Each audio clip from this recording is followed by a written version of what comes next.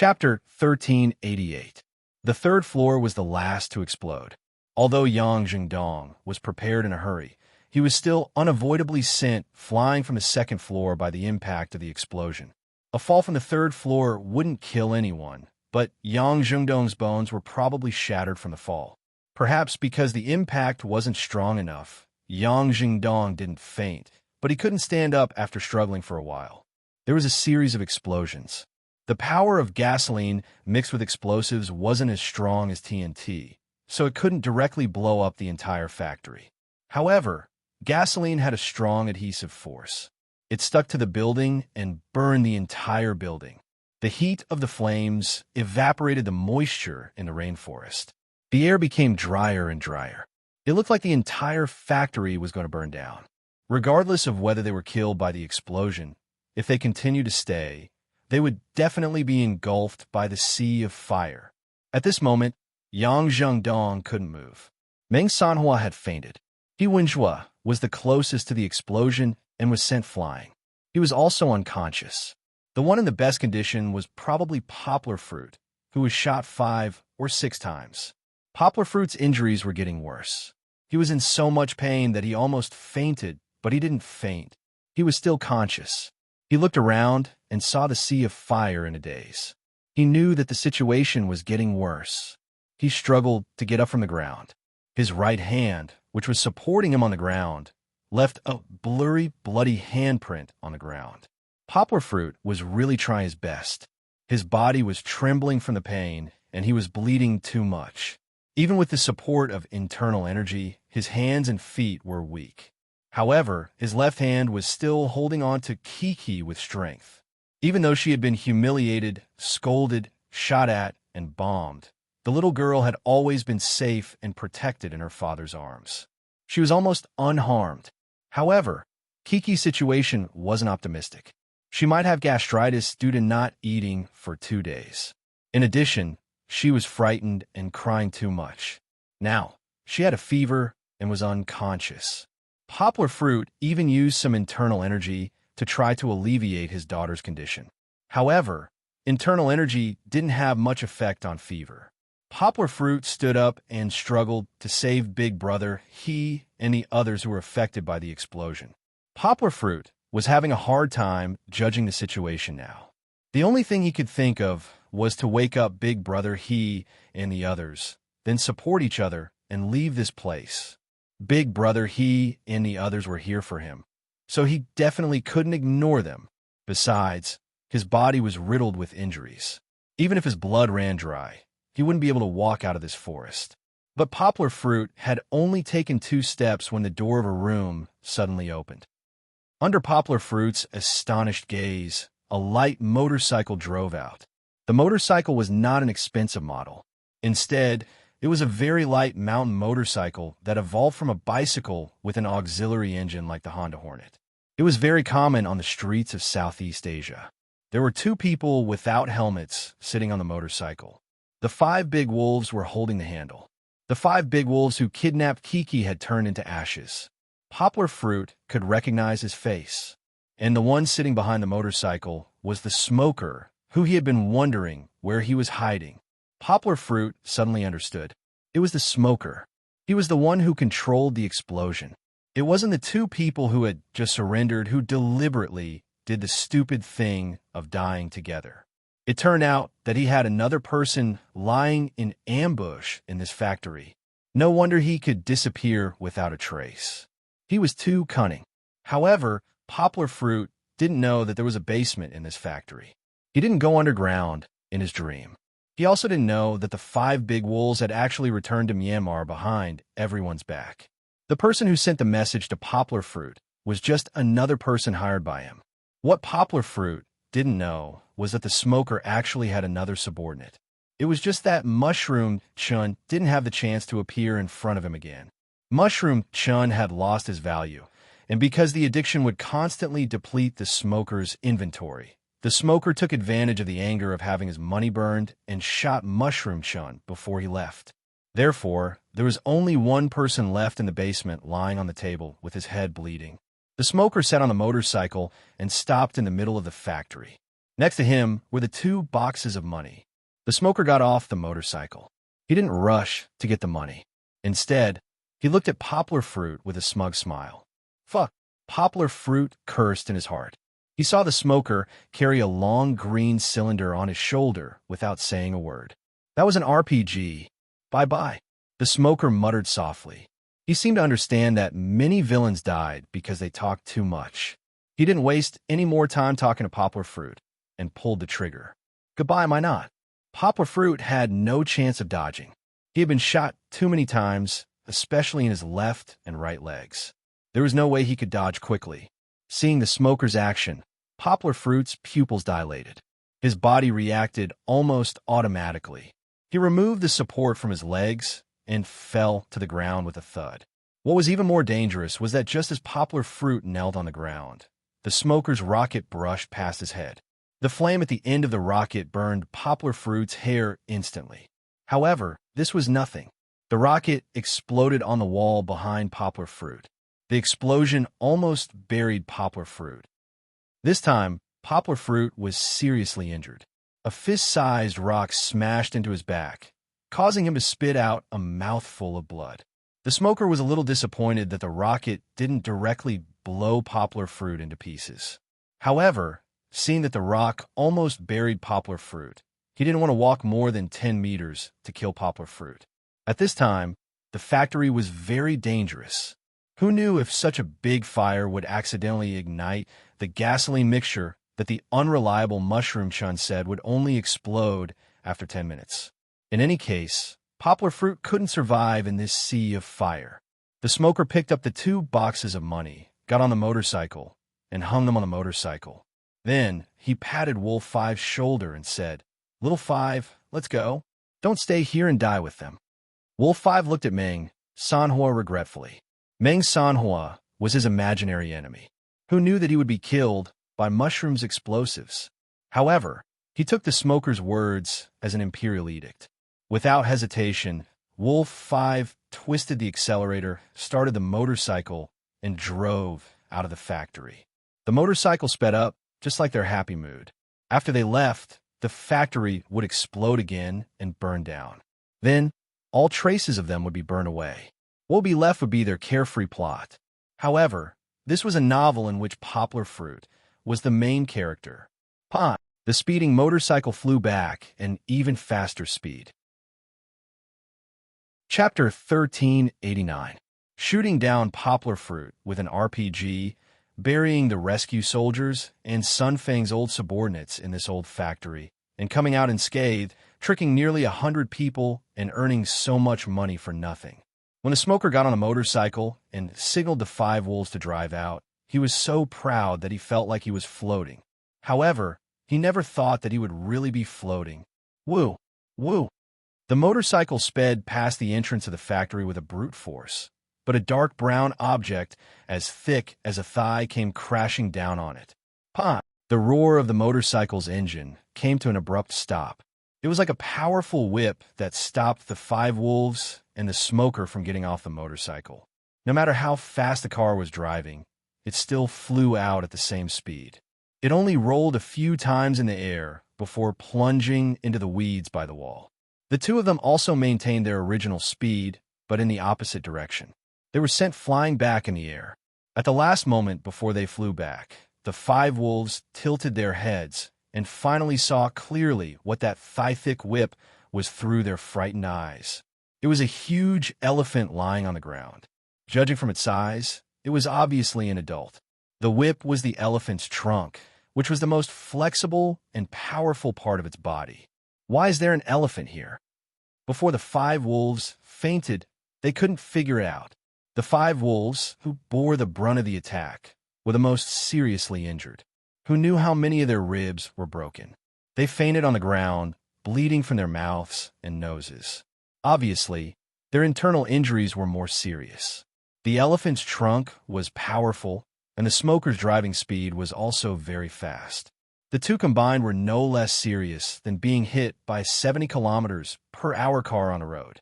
The smoker, on the other hand, didn't receive much of the impact because the 5 wolves were in front of him.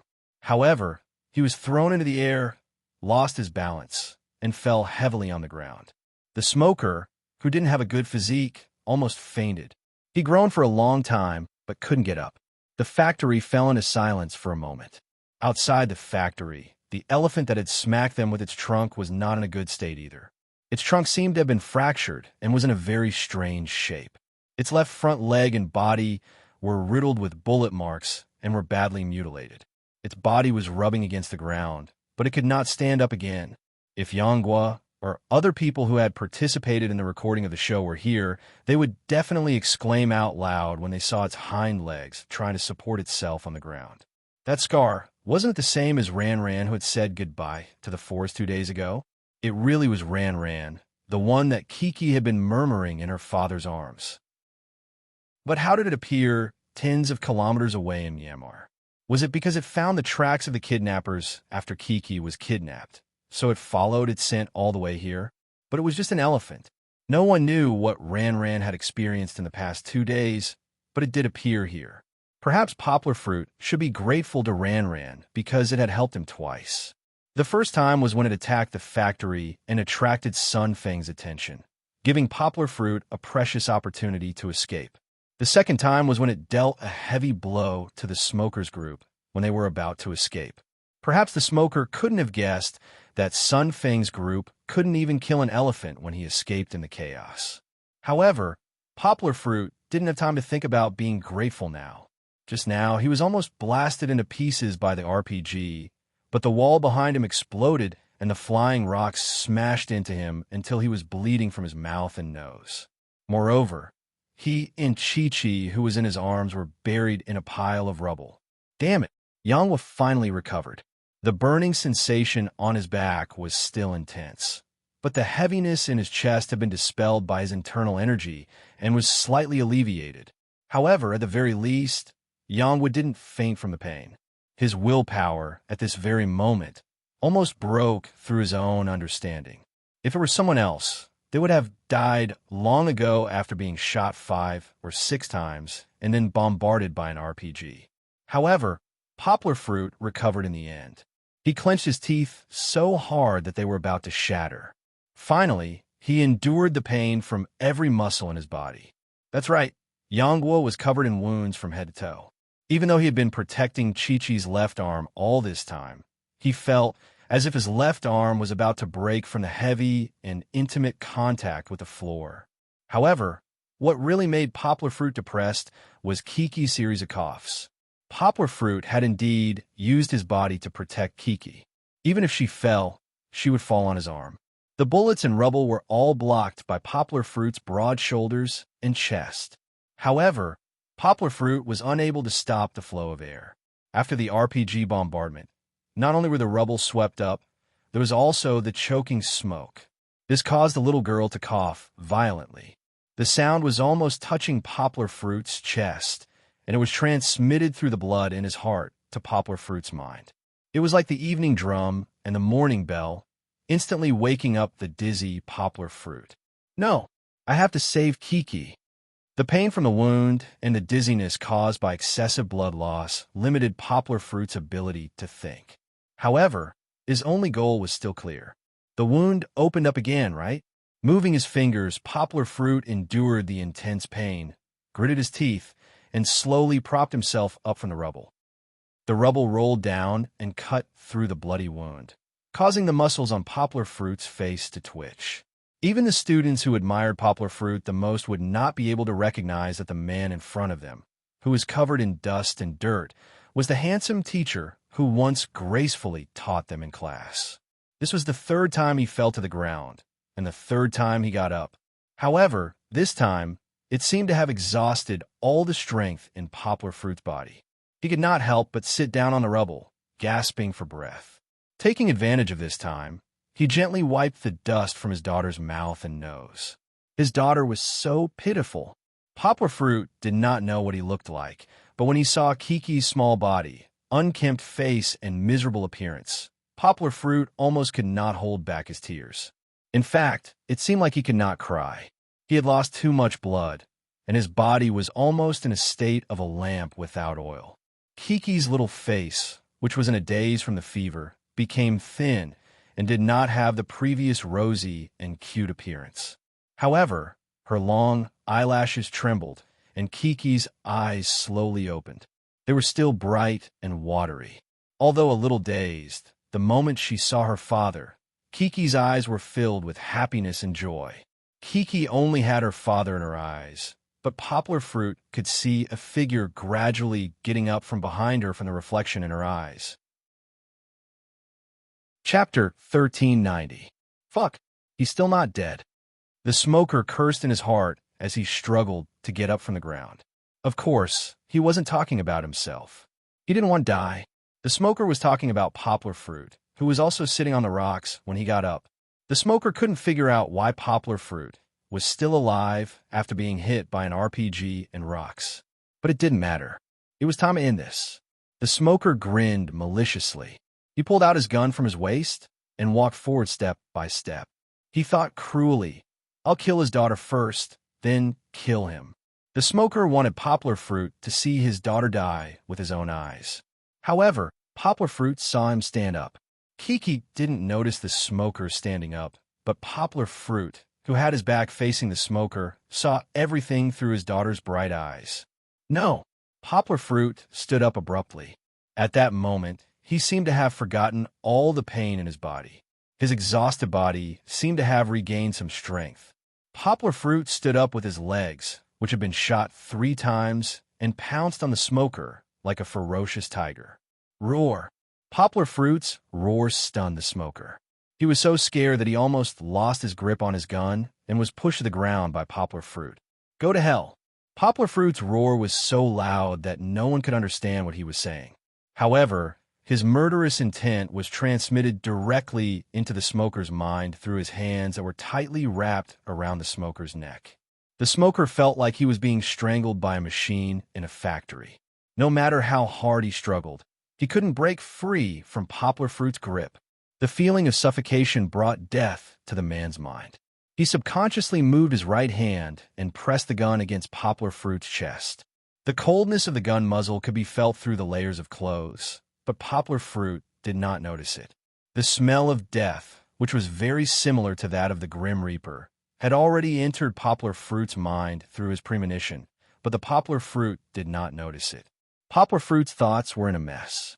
All he wanted to do was to kill the guy in front of him. This way, he wouldn't be able to hurt his daughter. Go to hell. The smoker pulled the trigger with a desperate, murderous intent. Bang! A gunshot rang out. It was as if a dry thunder had pierced through the early morning sky, startling countless birds that had just woken up.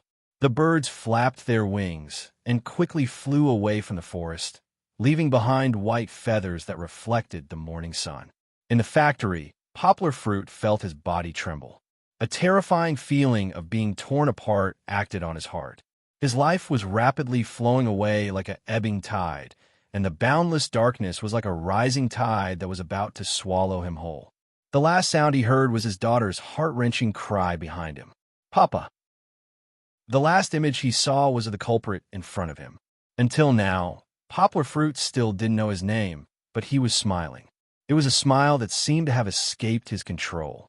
My daughter is going to be in danger again. No, I can't let him go. Poplar Fruit's pupils that were about to disperse focused again. His hands that were holding onto the smoker gathered a little strength. With a squeeze of his hands, Poplar Fruit crushed the smoker's neck. Ugh! Poplar Fruit didn't give the smoker a chance to react.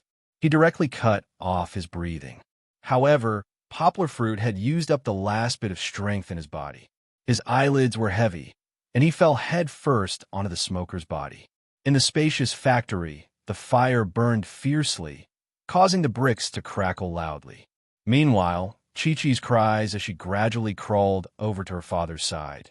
Yang Zhengdong's pained cries as he slowly woke up and groaned on the ground, and the helpless and disappointed cries of the elephant outside the door became the only sound in the background. The burning factory reflected the morning sky red.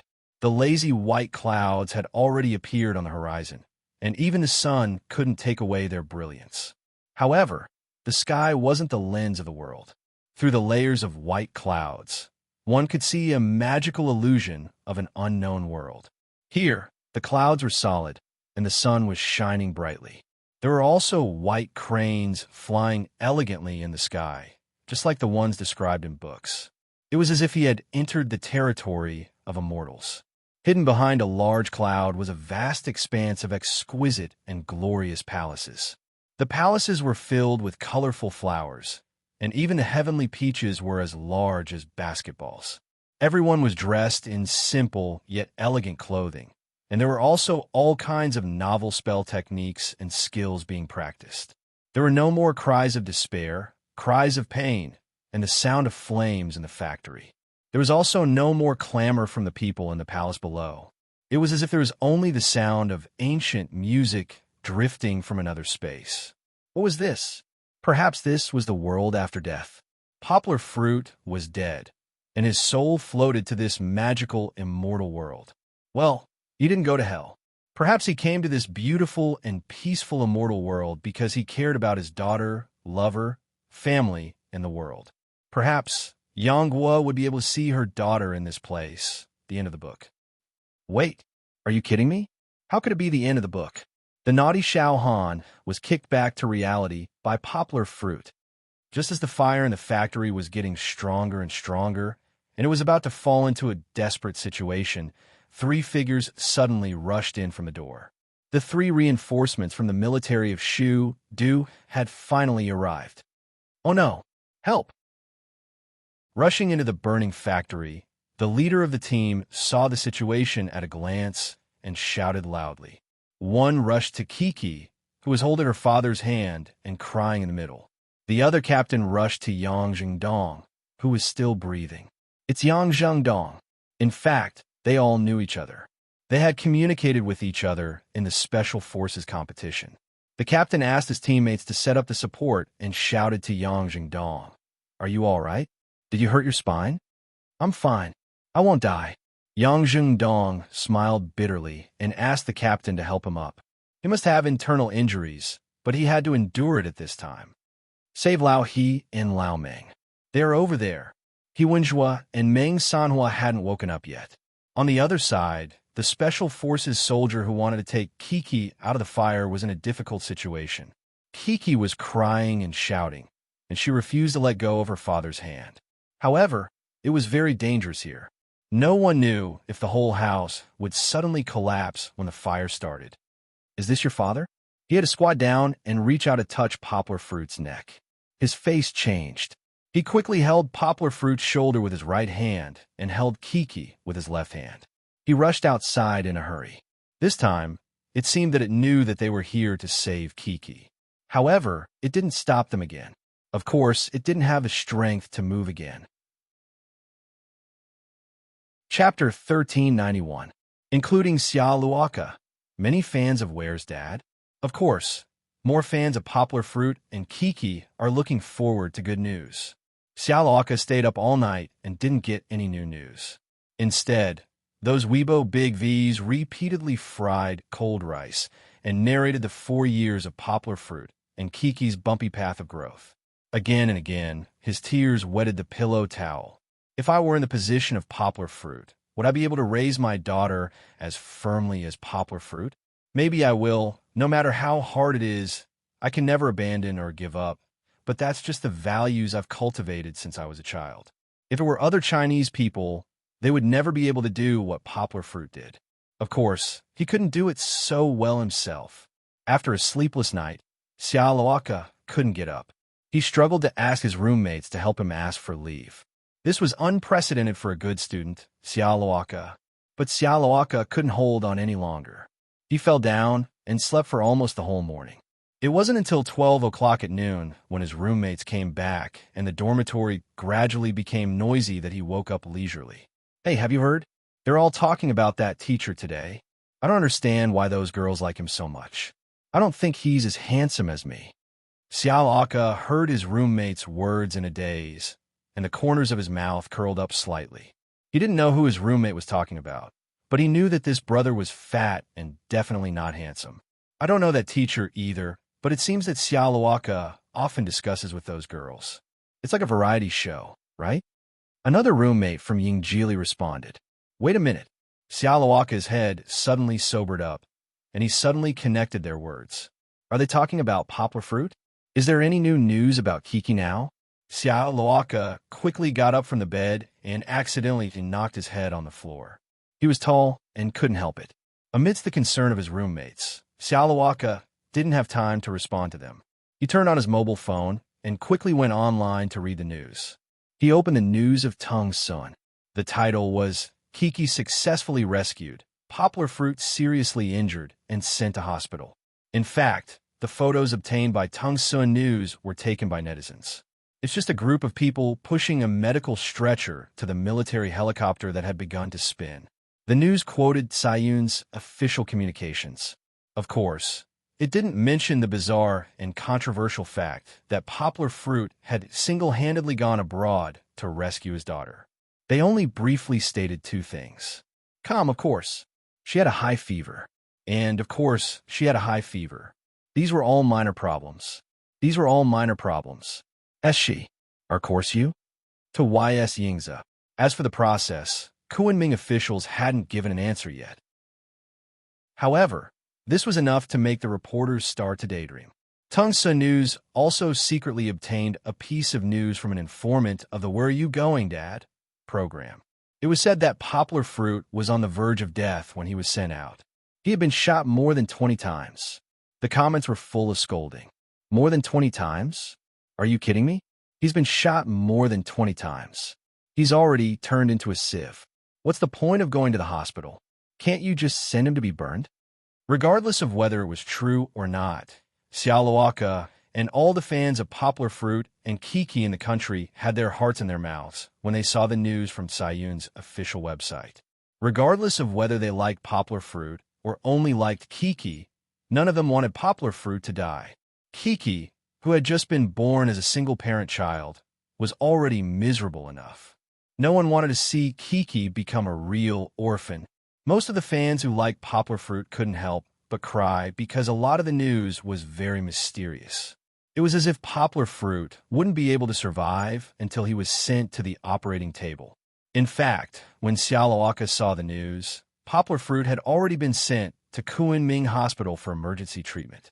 The doctor was busy removing 7 bullets from his body. During this period, poplar fruit went into critical shock several times. When the doctor came out with the notice of critical illness for Fong Beibei to sign, Fong Beibei fainted from crying and was sent to Kiki's ward for an intravenous drip. Fong Beibei's body was relatively weak, and she had been in a state of emotional turmoil for the past few days. When she saw the notice of critical illness, she thought that poplar fruit was dying. Zheng Yujie couldn't hold on either. Like Fong Beibei, she didn't sleep at all. When she saw poplar fruit's body, which was full of bloody holes, as if it had been blown up, the two girls cried. When the notice of critical illness was sent out for the second time, Zheng Yujie, who was only slightly better, was also sent to the ward for an intravenous drip. Outside the emergency room, Yin Wanxiong, producer Xie, and other relevant people were waiting anxiously. Because it was a cross-border operation, the process of the matter had to be strictly confidential, so producer Xie didn't know the rescue process at all. But Yin Wanxiong knew. He knew that when the 3 special forces of the Shu-Du military region arrived at the scene, the two sides were almost in a state of mutual destruction. Poplar fruit, who had been rescued, was brought back to China, while the smoking man and the others were swallowed by the collapsed factory in front of the special forces. He Wenjue and Meng Sanhua were actually fine. Because they were wearing bulletproof vests, they didn't have any serious injuries. They were in a coma because of the serious impact and some slight concussions. But after being carried to a safe place by the reinforcements, they gradually regained their ability to move. Yang Jingdong, on the other hand, was more seriously injured. He fell from the 3rd floor, and several of his ribs were broken. He also had internal injuries, so he had to be carried back on a stretcher. But the stretcher was given to poplar fruit, so he sadly lay on a stretcher made of branches. Needless to say, poplar fruit's injuries were the most serious. The smoking man's last shot almost killed poplar fruit. From the time they were sent to the hospital until Fong Beibei and Zheng Yujie woke up, poplar fruit had not been pushed out of the operating room. No matter how many discussions there were on the internet, Poplar Fruit just lay there motionless. After going through 5 life and death crises, the 2 groups of doctors in Kunming First Hospital worked continuously for more than 20 hours before the operation was finally over. But the doctor's expression was not optimistic. He looked at Fong Beibei and Zheng Yujie, who had already woken up, He Wenjue and Meng Sanhua, who had finished bandaging their wounds, and said to Yin Wanxiong and the others, the operation was very successful. He was very lucky. The bullet just missed his heart by less than 3 millimeters. But his condition is still very unstable, so he needs to stay in the ICU for further observation. Poplar Fruit was very lucky, but who knew that his heart was right under the smoking man's muzzle, and it was the mysterious energy in his body that automatically moved his heart away. Chapter 1392. The news that Kiki had been successfully rescued had been confirmed, but the safety of Poplar Fruit was still up in the air. Even next day, no one had come forward to make a statement. In fact, after the surgery the next day, He Wenjue and Zheng Yujie had already arranged for Poplar Fruit to be transferred to another hospital. Zheng Yujie's connections were even stronger, so she helped Poplar Fruit to get a special care bed in Beijing Military General Hospital. He Wenjue arranged for a military plane to help send him to Beijing. Fong Beibei and Kiki were worried about Poplar Fruit, so they also followed and stayed by Poplar Fruit's side. They were almost isolated from the rest of the world. They only had phone calls to contact their families and report on Poplar Fruit's condition. Naturally, they would not announce Poplar Fruit's condition on social media. The Cayenne police were still in a terrible fix, thinking about how to deal with the mess left behind by the cross-border rescue, including transporting the injured Ranran back. The moment the factory collapsed, Ranran's desire to survive burst out, and she escaped from the edge of danger. Therefore, they did not dare to reveal more information at the press conference. After returning to Nanhu province, the crew was even more tight-lipped. They had been in meetings for several days, and no one knew what they were discussing. However, their attitude caused a heated discussion on the internet. On the internet, fans who were worried about Poplar Fruit kept lighting candles, praying that Poplar Fruit could recover soon. Unfortunately, there was no such thing as willpower in this world. Although they were praying very sincerely, whether Poplar Fruit could wake up from his coma still depended on the efforts of the doctors and Poplar Fruit's own luck. Suddenly, a piece of news, whether true or false, ignited their anger. Poplar Fruit's life is in danger. Mango TV suspects to replace him. Of course, this was just a headline. However, this piece of gossip was very methodical. It analyzed that Poplar Fruit might need a long time to recover after being seriously injured. It also analyzed whether Kiki would be traumatized after being kidnapped during the recording of the program, actually after the program ended. Combining many factors, it pointed out the necessity of Mango TV changing the host. After this news, there were many rumors that Mango TV's attitude was unclear and that they were actually planning to make a replacement. Some even said that a certain celebrity's manager had received an inquiry from Mango TV. There seemed to be a mastermind behind all of this. Ordinary onlookers didn't know if there was such a possibility. But given Mango Station's nature, who could guarantee that it wouldn't consider things from the perspective of benefits? In the previous Real Men, wasn't the famous grassroots actor unable to participate in the following recording due to a fracture and had no choice but to withdraw? In fact, he later returned and was then replaced by another guest. Mango TV's program was also recorded and broadcasted in advance, but Mango TV did not seem to stop and continue recording after he recovered. The melodramatic plot that had happened countless times might really happen to Poplar Fruit. Although this news was not confirmed, it immediately made Poplar Fruit's and Kiki's fans, who were anxiously looking forward to Poplar Fruit's recovery, angry. They were arguing, and so were the fans of Where's Daddy, especially on the 3rd day, when the 3rd episode of Where's Daddy was aired as scheduled. Their anger almost reached its peak. In this episode, the children were in the earthen building in Min Province. Without the company of their father, they still worked hard to overcome the difficulties and complete the mission. Kiki's 2 tears almost captured the hearts of all the viewers. The first touching tear was when she cried loudly because of the crisis of the duckling. The little girl's kind side was vividly captured by the camera, and this made more viewers like Kiki. The second touching tear was when the little girl called Mama Ma before going to bed at night. She cried because she missed her father so much, and finally fell asleep in a soft sob. It must be mentioned here that Kiki's kidnapping attracted the attention of the entire country. The ratings for this episode reached a shocking 8%. The ratings of China's top voice at its peak were probably at this level, right? But no matter what, the scene of Kiki crying in bed made many viewers who were paying attention to Kiki's kidnapping could not help but shed tears. It was too emotional. This episode made almost everyone think of Kiki's pitiful appearance after being kidnapped without her father by her side. And this scene made everyone associate it with the current situation of Poplar Fruit's unknown fate and Kiki's desolation of being without anyone to rely on. Although many of the scenes were imagined by the viewers, this did not stop them from crying for Kiki. Perhaps this was because they resonated with Kiki through the show, and a halo of empathy affected their emotions. Also, because of the touching and worry, the rumors online that Mango TV was going to replace Poplar Fruit set off waves of anger. Mango TV's Weibo was flooded with comments, and Mango TV's official website was almost crashed by angry fans overnight. Even without anyone organizing, the netizens shouted their own slogan, "Poplar Fruit and Kiki are replaced. We won't watch Where's Daddy?" Mango TV did have some plans, but at this time, they did not dare to remain silent. The next morning, Mango TV hurriedly posted a statement in response to the rumors on the internet. The general idea was, "Dear viewers, don't worry.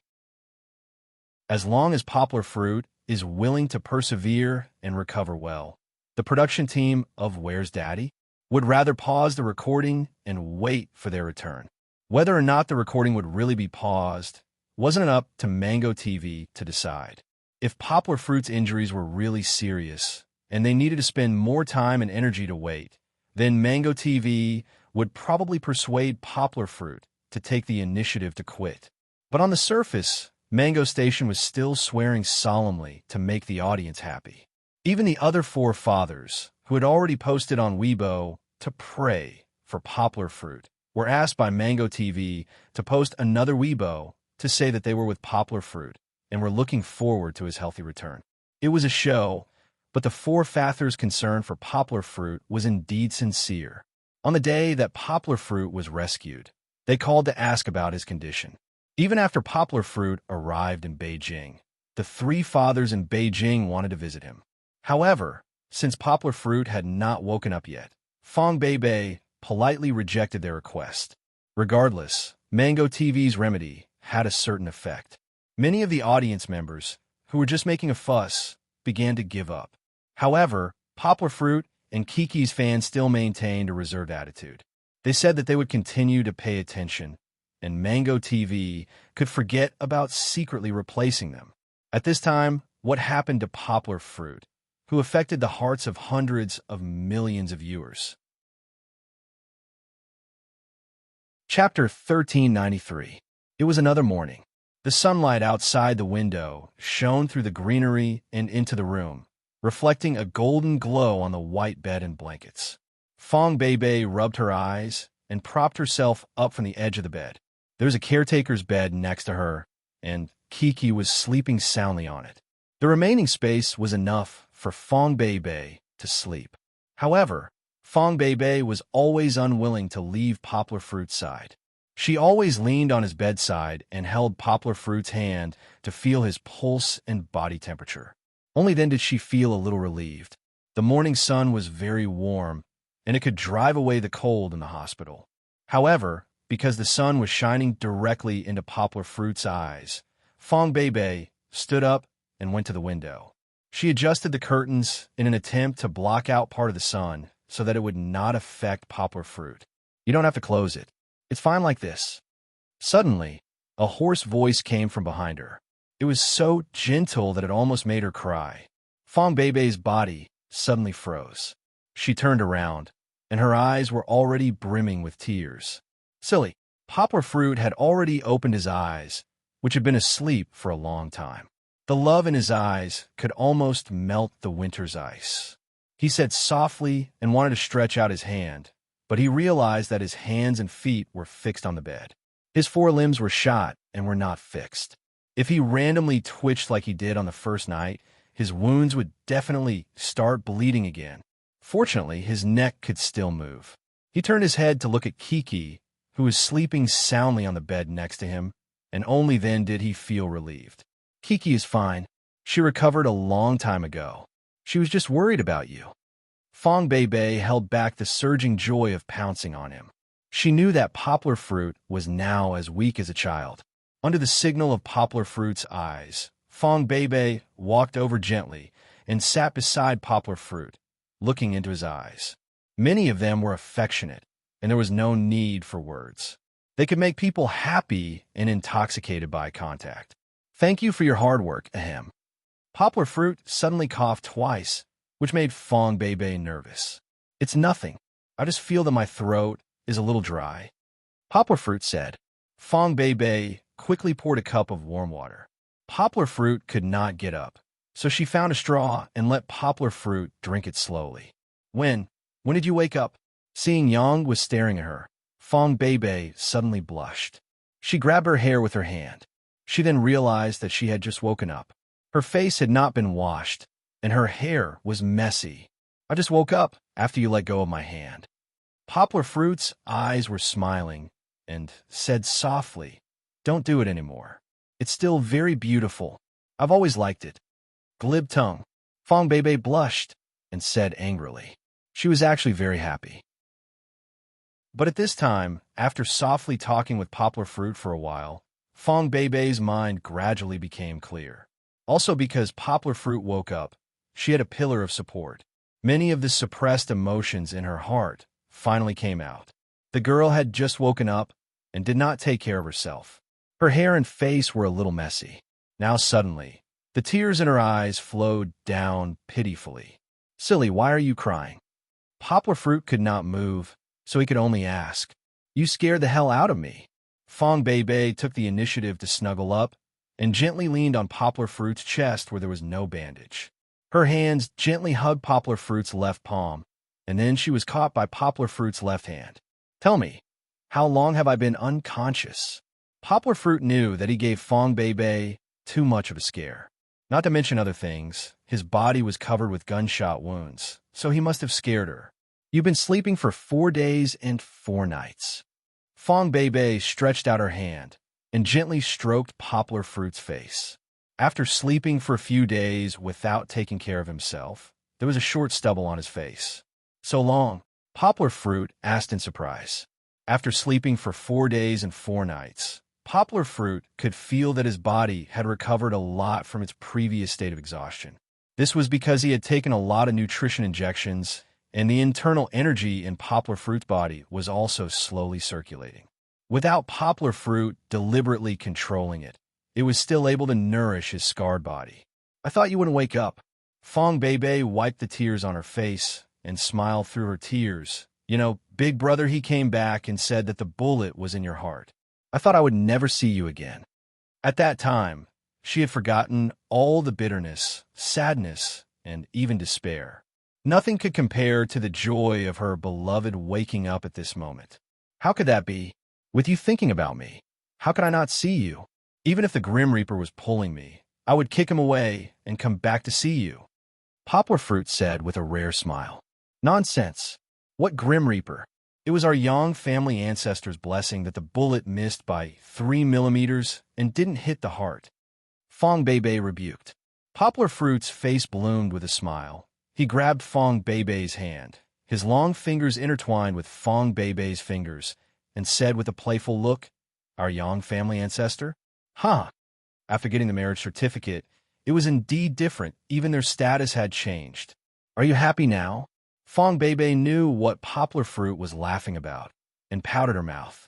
Fong Bei didn't believe in Buddhism before, but when Poplar Fruit got into trouble, the Yang family people at home prayed for the blessing of their ancestors. She also secretly prayed for Poplar Fruit every night, and did no less than Poplar Fruit's mother.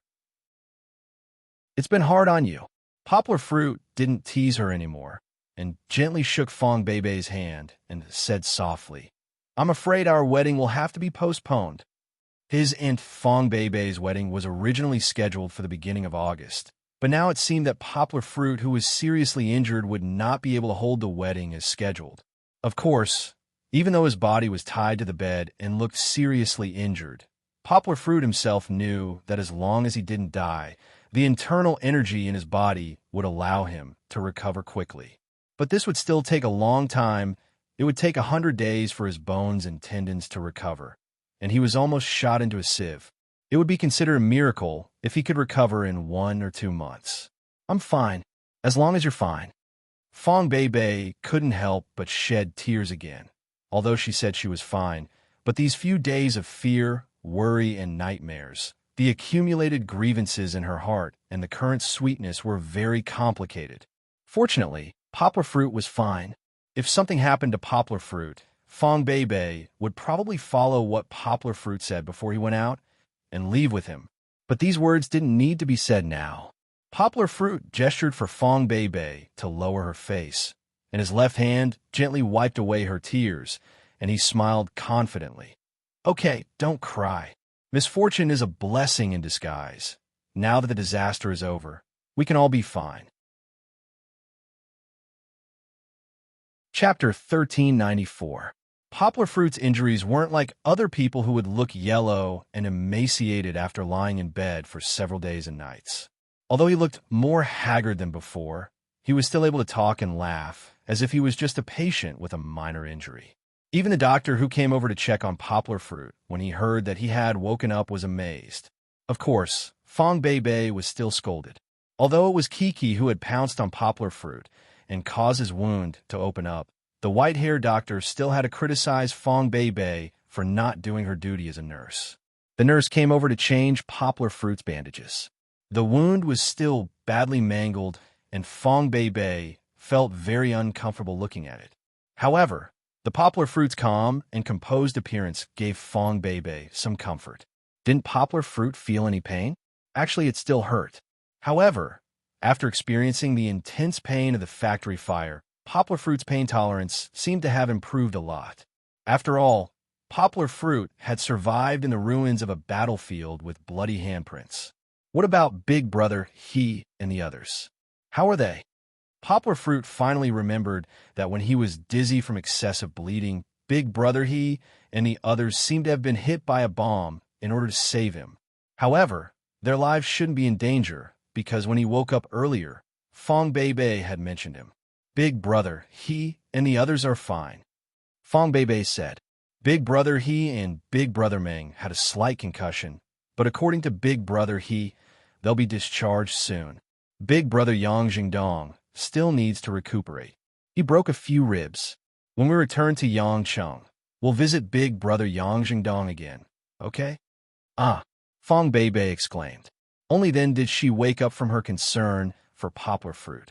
She stuck out her tongue and said embarrassedly, I forgot that I had to inform my family and Big Brother, he, when you woke up." After a pause, Fong Beibei counted with her fingers and added, "And Big Sister Yujia. Oh, and the school, President Shun, and the principal have all called. There are also many people like Big Brother Lu Yi and Big Brother Chan Yuan who are recording the show. These few days, they all called to visit you in Beijing. We can't let anyone visit you now. We have to observe you for a few days. We can only allow you to visit once your condition is stable," the nurse said through the mask as she bandaged Yanghua. However, Yangua's focus wasn't on the visit. He asked in surprise, "Beijing? We're in Beijing?" Fong Beibei nodded. She hesitated for a moment and saw the nurse leave after putting on the bandage. She said to Poplar Fruit, "It was Big Sister Yujia who helped me find some connections. Because you were bleeding internally and your condition wasn't looking good, Big Sister Yujia said that the doctors in Beijing Military General Hospital are the best in the country, so she sent you to Beijing." Poplar Fruit understood. However, he didn't want to mention Zheng Yujia in front of Fong Beibei. Although their relationship was simple, it would become complicated between two women. He smiled and explained to Fong Beibei what had happened in the past few days. For example, how the reinforcements saved them at the last moment and how the police cleaned up the mess. Fong Beibei didn't know much about these things, but Poplar Fruit just wanted to change the topic. When Fong Beibei went outside to call her family to inform them of the good news that Poplar Fruit had woken up, Kiki reluctantly ran over to her father's side and played with her father's hand. With her father by her side, the little girl didn't have to continue being strong. She just had to be her father's obedient daughter. She was the happiest. "Papa, let me tell you, I saw Ran that day," Kiki said seriously. Poplar Fruit knew what his daughter was talking about. He asked in surprise, "Is that really Ran?" It's true. But Ran is so pitiful." Chi-Chi pouted her little mouth and said, "It suffered a very, very serious injury and almost died. But I have a feeling that Ran is still alive, and it will be fine, right?" Poplar Fruit remembered that in order to save them, Ran was fiercely shot by the group of bandits, and at the last moment there was a big fire. After all that, Ran was probably in danger. He didn't know how to comfort his daughter, so he just held Kiki's hand and said softly, "Well, Ran will be fine. He will be very happy." In his heart, Poplar Fruit added softly, "In heaven, Ran won't be hurt by human beings anymore." Of course, Ran was actually still alive. Later, Poplar Fruit found out that after they came back, Tian Kaiyun sent a small, inconspicuous team, led by the 3 special forces, back to the factory in the valley and cleaned up all the clues left in the burn factory. He didn't know what method they used to transport Ran back to Mengjing from more than 10 kilometers away. Under the careful care of Ran's father, Mr. Bear, Ran finally recovered after recuperating for nearly a year. Of course, Poplar Fruit and Kiki also visited Ran during this time. Then, the next year, Ran was released into nature again. Poplar Fruit also brought Kiki to send Ran off. Of course, this was all in the future. Now, Poplar Fruit was actually coaxing his daughter. He even said that he wanted to find a carpenter to make a big wooden sculpture of Ran for Kiki at home. After all, Ran was also a life-saving sculpture. Kiki was so happy that she danced with joy. She was in a very good mood. Actually, seeing Kiki laughing so happily, Poplar Fruit secretly felt relieved. He had been very worried that his daughter would be traumatized by the kidnapping and even become autistic. But now, it seemed that Kiki wasn't affected too much. Poplar Fruit didn't want to mention it, but he couldn't help but intentionally or unintentionally say, "Kiki, will you still go to the next recording?" "Yes, I will." Kiki nodded and smiled sweetly. "But I have to wait for Papa to recover before we can go together. That way, Papa can protect me." Poplar Fruit smiled and said, "Then next time, Papa will definitely protect you and drive away those bad guys as soon as possible. I won't let them get close to Kiki, okay?" Kiki nodded and gestured with her hands as if she was describing a sheep with long horns. She said seriously, "Papa, let me tell you, in fact, I'm not afraid of those bad guys, because I know Papa will definitely come to save me." "Really?" Poplar Fruit was a little touched and a little surprised. He smiled and said, Yes. I told them that my Papa will become a pleasant sheep and then defeat you big bad wolves." The little girl clenched her small fist and gestured with her hands, which was very cute. She also forgot that she was crying very hard at that time, but it was a good thing to have this belief. Believing that evil can't prevail over good can maintain the positive energy of optimism. Poplar Fruit looked at his daughter with a smile, and a gratified look appeared in his eyes. Chapter 1395. Poplar Fruit was playing with Kiki, but soon Fong Beibei came back. She patted Chi-Chi's little head and said softly, "Okay, don't disturb your father. Didn't the doctor say it already? Didn't the doctor say that he just woke up and needs to rest?" Only Poplar Fruit, who suffered such a serious injury, could still talk and laugh, not feeling tired at all. But Fong Beibei still saw Poplar Fruit's pale face. The doctor's words were always right. "Let's go buy vegetables and cook for your father." Fong Beibei smiled and held Kiki's hand and said softly, "Okay, we need to buy a lot of meat," Kiki said excitedly, as if she wanted to fulfill the promise of giving the meat to her father. "We need a combination of meat and vegetables," I asked the doctor. Fong Beibei smiled and looked at Poplar Fruit and said, "Your father is injured, so he needs to eat more food rich in collagen. Let's go buy soybeans to stew poor trotters, and then buy vitamin-rich spinach." Spinach? After eating it, you can become Popeye? Kiki obviously knew this joke. She had seen it when Poplar Fruit took her to watch the cartoons of their childhood. This made Poplar Fruit smile slightly. It's not that he didn't think it was funny, but he couldn't laugh out loud. It would pull the wound. Although Poplar Fruit could endure it, he didn't want to be abused. "Is there a place to cook in the hospital?" Poplar Fruit asked curiously. "In principle, there isn't, but Sister Yuja helped me find a relationship with the hospital's logistics department head, so I can ask the chef to help me cook. I have to learn from the chef later. When you go back, I'll cook something delicious for you to nurse your body," Fong Beibei said. Poplar Fruit felt warmth in his heart, as if his wounds had healed a lot. However, it was true that even with the protection of the Poplar Fruit's internal strength, it was inevitable that he would get tired easily under such a serious injury. Now, he was a little drowsy. Seeing this, Fong Beibei went up to cover Poplar Fruit with a blanket and said gently, "Why don't you rest first? This was good for recovery."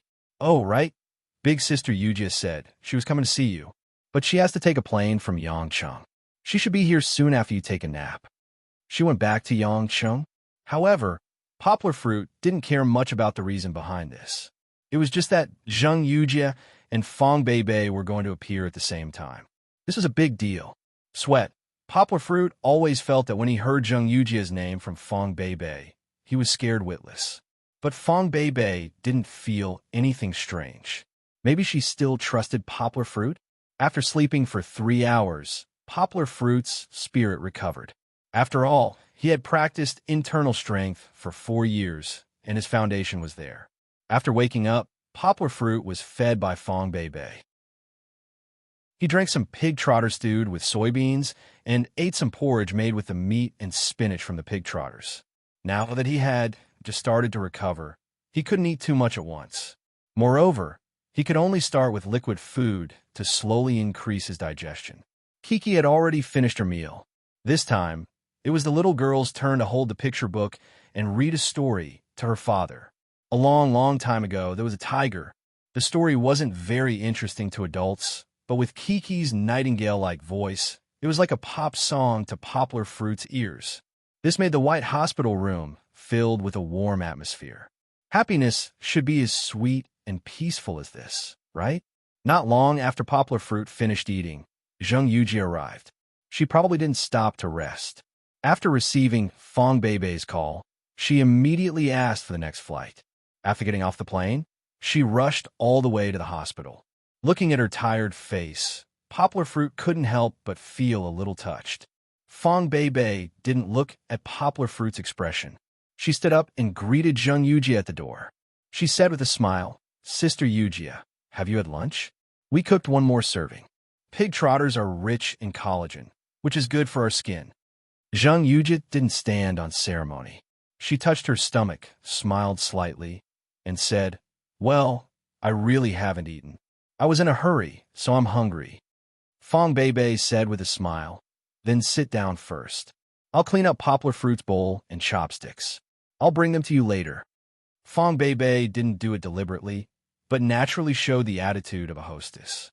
Of course, it was very gentle and not uncomfortable. Zheng Yujie nodded and said, "Then I'll have to trouble you." Fong Beibei went out with the bowl and chopsticks in the basket, leaving Kiki behind. The little girl's big eyes rolled around and kept looking at Zheng Yujie's bag.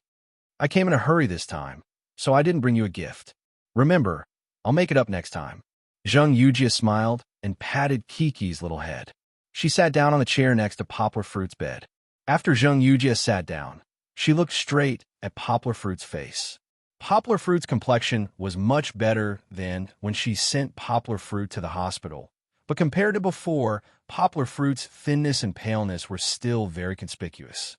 Poplar Fruit saw Zheng Yujia's eyes gradually turning red, which was rare for Zheng Yujia, who had always been strong. Naturally, he felt a little uncomfortable in his heart. Don't worry, I'm recovering well. I should be able to jump around in a week or so. Poplar Fruit smiled. Zheng Yujia's lips slightly rose. She was truly amused by Poplar Fruit, but she still couldn't help ridiculing. You wish. The doctor said that your injuries are very serious. Not only the gunshot wounds on your hands and feet, but also the wound near your heart. It might take a month for you to slowly recover. Don't worry, rest for a few more days. Don't leave any sequelae. Zheng Yujia said a few words of concern, but her tone couldn't help but become thorny. Otherwise, when you become old man Yang, you'll have bone pain here, rheumatism there, and when the weather changes, you'll have to be sent to the hospital. It'll be enough for you to suffer. It sounded like a curse, but Poplar Fruit knew Zheng Yujia's temperament, so these words had to be heard in reverse. He laughed cheerfully. Listening to Zheng Yujia's different kind of concern, his mood was very happy. Of course, Poplar Fruit didn't agree with Zheng Yujia's words. He knew his own body's condition.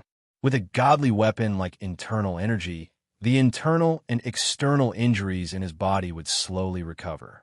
Although it was said slowly, compared to the doctor's judgment, it was several times faster. Hey, I'm not joking with you. Do you remember it?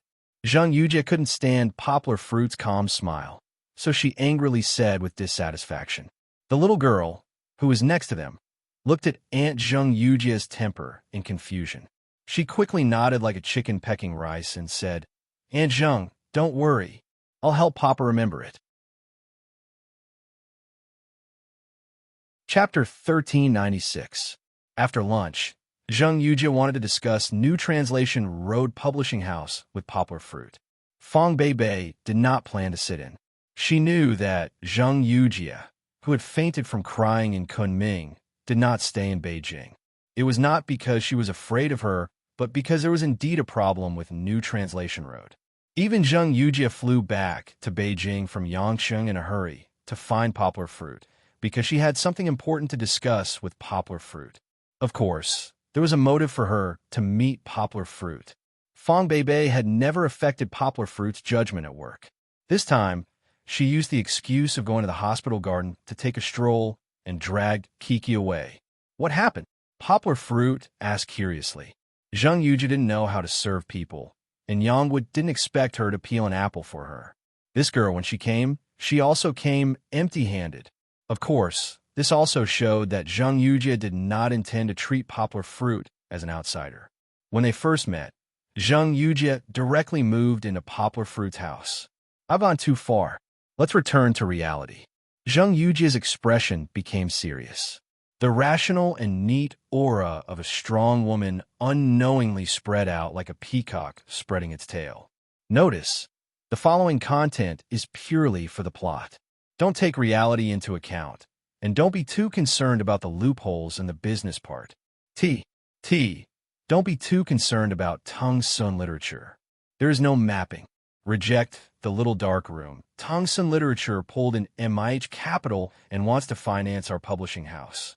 Poplar Fruit finally understood what kind of fierce business war Zheng Yujia had experienced during the days he was unconscious. In the previous equity exchange with Tongsun Literature held 15% of New Translation Road shares, and Zheng Yujia already held 50% of the shares. However, because Tongsun Literature increased its occupation of the online literature market this year, it bought a certain literature in one fell swoop. This way, Tongsun Literature's market share increased, and Zheng Yujia's New Translation Road also required a corresponding increase in investment. At that time, in order to fight for the right to speak in the domestic literature market, Zheng Yujia exchanged 6% of the shares with Tongsun Literature and 4% with Palm Literature. In other words, only 40% of the shares were left in Zheng Yujia's hands, and Tongsun Literature, which held 21% of the shares, became the second largest shareholder of New Translation Road. However, at that time, Zheng Yujia still had the right to operate New Translation Road. After all, she was a major shareholder and the CEO of the publishing house. However, Tongsun Literature was ambitious and had always been eyeing new translation road, which could generate huge profits. If Tongsun Literature completely controlled New Translation Road, which was the leading publishing company in the country, then Tongsun Literature would be able to expand its reach to the whole world. Moreover, it could also have a pivotal voice in the traditional literature industry. However, New Translation Road was created by Zheng Yujie. Although she had indeed released a lot of shares for its rapid development in recent years, how could she tolerate Tongsun Literature swallowing it? Tongsun Literature even offered a price of 2 billion yuan higher than the acquisition of a certain point, but Zheng Yujie still did not relent. Moreover, she was a major shareholder. As long as she did not agree, Tongsun Literature could not do anything to her. However, Tongsun Literature was used to the action of the big fish swallowing the small fish. They had never given up on a New Translation Road. This time, Poplar Fruit's serious injury and coma had become an opportunity for them to push for a coup. It had to be said that no one would have known that Tongsun Literature had planned so much if they did not reveal their trump card in the end. Pang Yu had betrayed her and obtained 3% of Tongsun Literature's shares from her and her executives. As for Xinda Translation, Yao Dahua had returned to the family business last year. Tongsun Literature had negotiated with Yao Dahua's brother in private and obtained 10% of the shares at a premium. Yao Dahua did not even know about this change before they revealed their trump card. As for Pamoon Literature, they had actually fawned over New Translation Road and given 4% of the shares to their archenemy, Tongsun Literature, in exchange for the shared resources of Tongsun Literature's library. From the perspective of online literature, Tongsun Literature had suffered a loss in this exchange. After all, even though Pamoon Literature's own literature website was not very popular, it accounted for more than 65% of the traffic on mobile. In the era where mobile was king, Tongsun Literature's move could be said to have fattened its competitors. Their own mobile clients would be greatly impacted. However, from a macro perspective, Tongsun Literature had set its sights on the future. Taking down New Translation Road was too important for Tongsun Literature. Tongsun Literature would have 38% of the shares by collecting shares from various parties.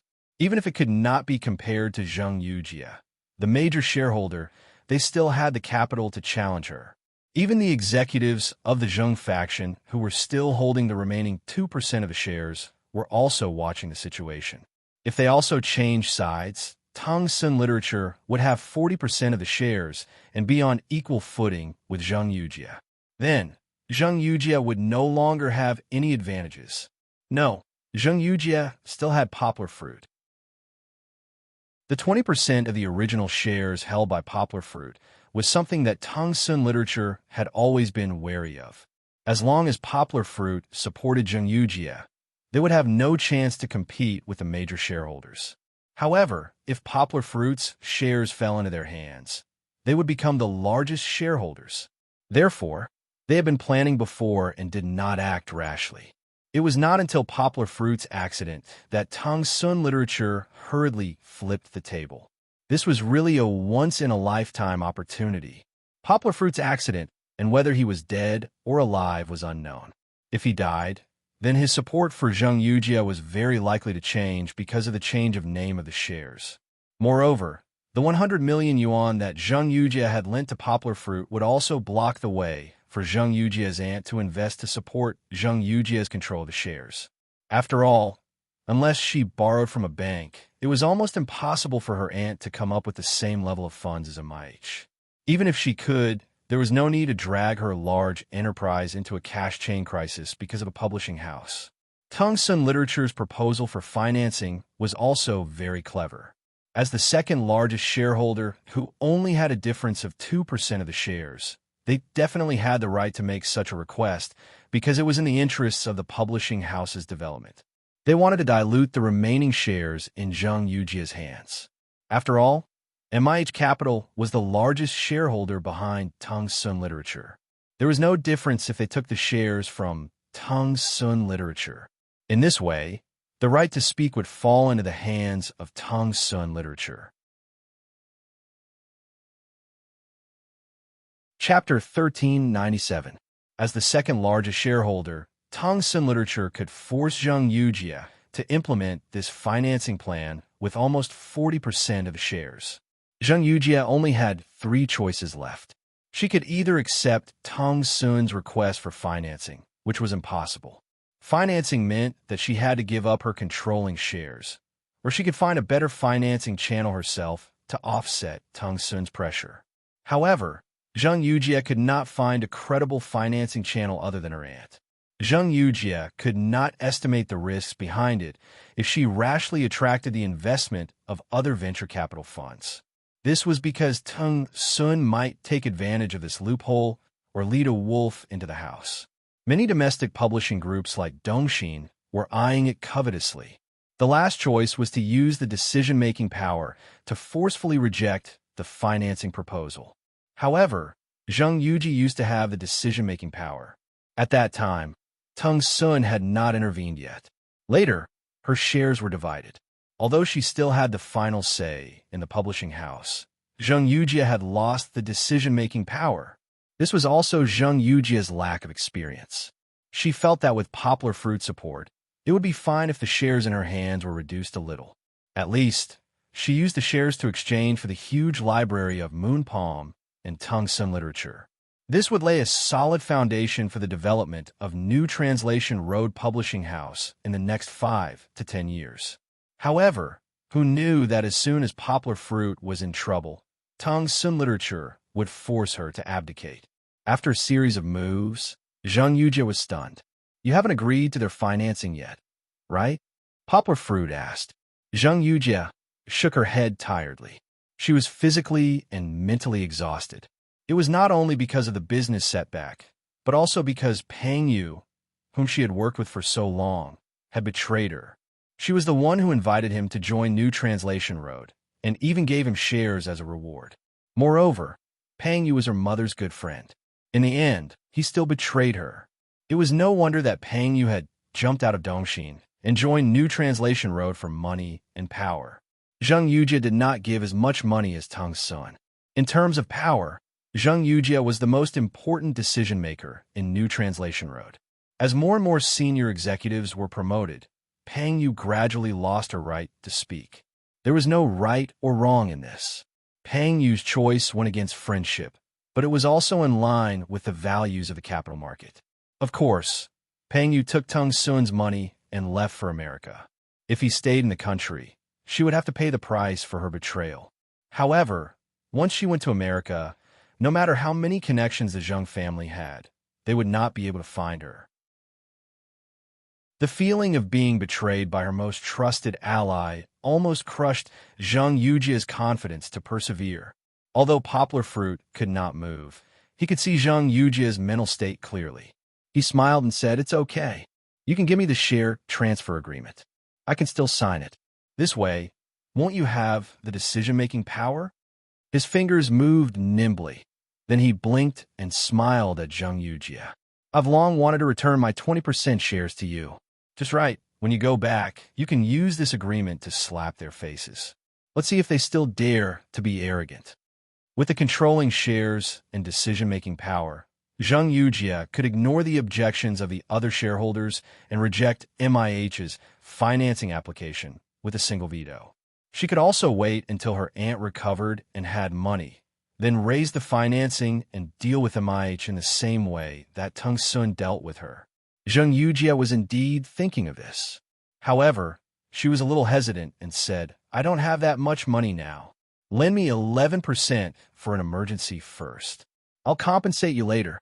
The current valuation of New Translation Road should be between $2 billion and $30 million. Poplar Fruit's 20% shares were worth at least $400 million. If Tongsun Literature Pursuit Holdings wanted to buy Poplar Fruit shares, they would be willing to pay a premium of $1 billion, let alone $400 million. Poplar Fruit could not refuse. He looked at her and said helplessly, "You're still talking to me about money at this time? Previously, when I borrowed $100 million from you, you lent it to me without batting an eyelid. Can I be a good person for once? Besides, these shares are yours in the first place. I'm just keeping them for you. Take all of them." That way, you can have a say in the publishing house. Poplar Fruit advised. However, don't be so foolish in the future. You're so foolish that you almost sold the company. Zheng Yujia suddenly said angrily. Who are you calling foolish? Poplar Fruit smiled and said, do you still want them? Okay, you gave them to me for nothing. Don't regret it in the future. Zheng Yujia snorted and said. Poplar Fruit laughed and said, I won't regret it. Anyway, I'm not short of money. It's just that I owe your aunt 100 million. I'll pay it back slowly in the future. At most, I won't take the translation commission for the next few years. He knew that Zheng Yujia wouldn't ask him to pay back the money, but Poplar Fruit didn't want Zheng Yujia, who was still short of money to buy new translation road, to be burdened by this debt. So, he simply said that he owed Zheng Yujia's aunt money. Zheng Yujia raised her head proudly and said proudly, You don't owe me money. Although the 100 million hasn't been collected yet, my father has already recovered the money through diplomatic relations with Myanmar. It's just a matter of time. So, you don't owe me money at all. The two of them seem to be playing house now. They didn't even sign a legal document, and they were discussing as if they had already completed the transfer of shares. At this moment, Zheng Yujia seemed to have swept away the tiredness from before. Instead, she became radiant. Her fluttering phoenix eyes, her beautiful face, and her flirtatious words made the ward more charming. Can you really get it back? Poplar Fruit asked happily. He didn't care that his 2 million yuan had been burned down in the factory, but it was a very relaxed and happy thing for him and Zheng Yujia to get rid of the 100 million yuan debt. Really, why would I lie to you? If they don't return the stolen money, the billions of yuan we give them every year will be gone. It's not worth the loss. So, do you regret it now? Zheng Yujia hooked her finger at Poplar Fruit and asked a little teasingly. Poplar Fruit helplessly rolled his eyes and said, Okay, I regret it. Okay, I won't give it to you. In your dreams. That's what you gave me. I've known you for so long, but you haven't given me any expensive gifts. Take this as compensation. Zheng Yujia didn't have the slightest intention of being at the helm of a big publishing house. Instead, she was like a naughty girl joking with a gift of hundreds of millions. After saying the word compensation, Zheng Yujia suddenly looked suspiciously at Poplar Fruit and said, You don't really think that this is compensation, and after you give it to me, you will leave and never talk to me again? Then I'd rather not. The latter part of her words was full of grievances. Poplar Fruit could only bitterly smile and comfort her. Don't think too much. I don't have any shares. Aren't I still working hard for you? Chapter 1398. Zheng Yujia had rushed to the capital and then rushed back to Yangcheng. She had flown back and forth in a single day. She was quite carefree as she said, I'll come back to see you when I'm done. Then she happily grabbed her bag and rushed to catch the plane. In the eyes of this career-minded woman, as long as Poplar Fruit was unwaveringly supporting her, it didn't matter even if the whole world betrayed her. On the first day Poplar Fruit woke up, Fong Beibei happily sent messages all over the world to tell people who cared about Poplar Fruit, so the news quickly spread. Even though the reporters couldn't come to the military hospital to get first-hand news, they still got the news of Poplar Fruit waking up from various channels. The news came out a little later, around noon, but it was enough to make the millions of fans who had been following Poplar Fruit's recovery cry tears of joy. Of course, other than the millions of fans, there were also countless viewers who saw the news and laughed from the bottom of their hearts. Previously, the media was very emotional. Even though they didn't have any evidence, their ability to make up stories was comparable to the masters in the web novel industry. This kidnapping case that cost over 100 million yuan could be said to be at the level of the century. Then, as they wrote about it, it became a heart-wrenching fairy tale. In their story, in order to save his kidnapped daughter, Poplar Fruit went into a tiger's den alone. Then, he risked his life to save his daughter. The danger during this period was no less than the 81 difficulties Tang Sanzang faced on his journey to the West. Of course, no one clarified this. The viewers were also watching with relish. Their hearts were surging, and some were even moved to tears. This also explained why Poplar Fruit suddenly climbed to the top of the headlines after waking up. For the first 3 days, the hospital had restrictions on visits. Zheng Yujie was an exception, so Poplar Fruit had a comfortable and quiet vacation. 3 days later, because Poplar Fruit's recovery was good, the restrictions were lifted. Poplar Fruit's room was no longer peaceful. There were too many people who came to visit Poplar Fruit. Poplar Fruit's parents, Fong Beibei's parents, as well as his relatives who used to dote on Poplar Fruit were all arranged by his sister, Yang Ping, to take the plane to visit him. Fortunately, their family was rich. Yang Ping had bought half of the tickets for the Southern Airlines flight, which almost turned into a chartered flight. As for the other 4 dads, needless to say, they had already become good friends with Yanghua, so they wanted to visit her for a long time. They all had their own schedules, so they squeezed out some time to bring along their wives and children. This made Kiki so happy that she couldn't close her mouth. Along with them were the production team's staff.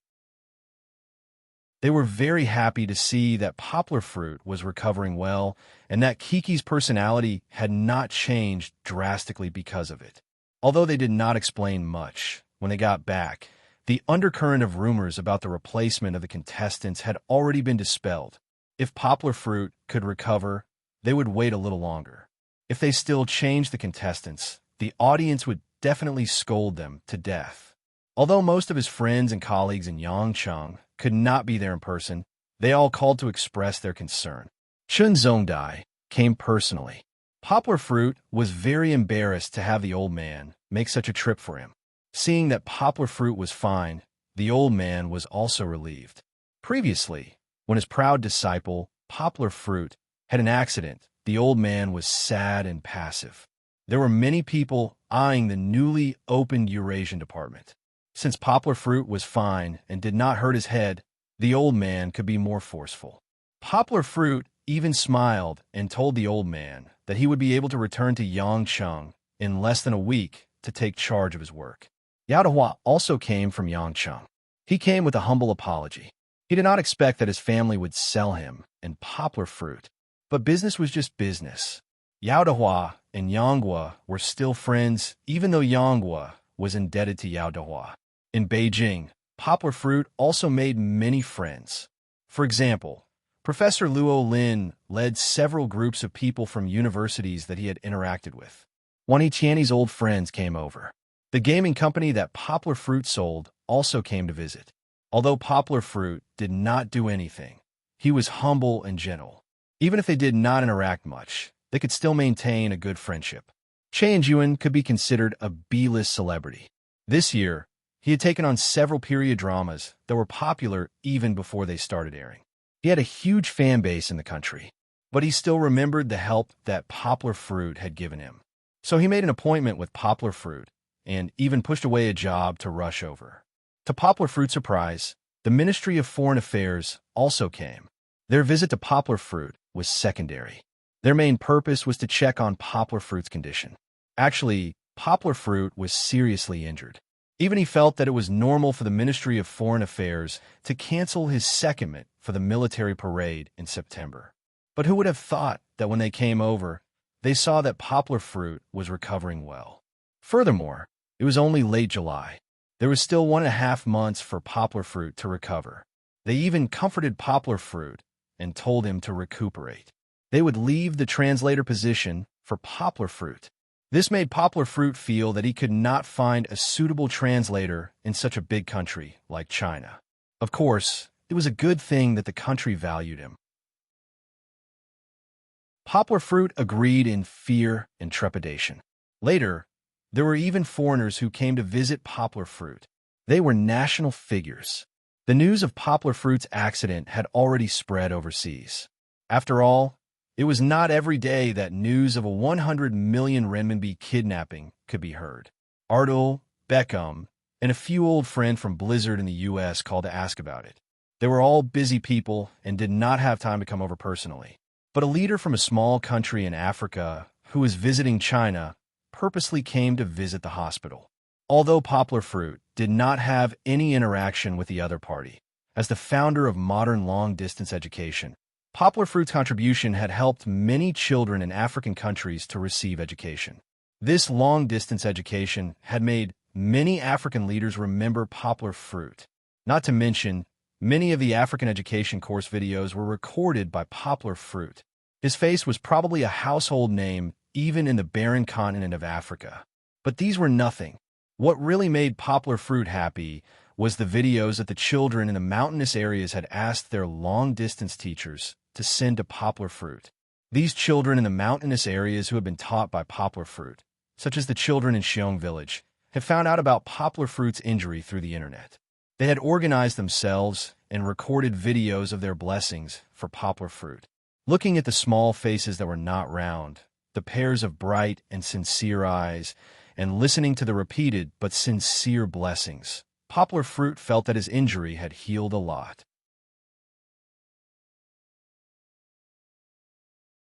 Chapter 1399. Poplar fruit recovered very quickly. In about a week, he could get out of bed and walk slowly with Fong Bei Bei. This recovery speed made the doctors in the military hospital dumbfounded. There was even an old doctor who came to poplar fruit's place every day and almost cut up poplar fruit like a lab rat. Poplar fruit was shot in the leg 3 times. If it was someone else, they might not be able to get up for a few months. If the nerves or bones were shot, paralysis and amputation were possible. In fact, poplar fruit was very happy this week. He opened his mouth to eat, stretched out his hand to wear clothes, and even had a girl to cover him with a quilt when he slept. With less exercise, poplar fruit looked in the mirror and sadly found that he had been spoiled until he was white and fat. He was not handsome anymore.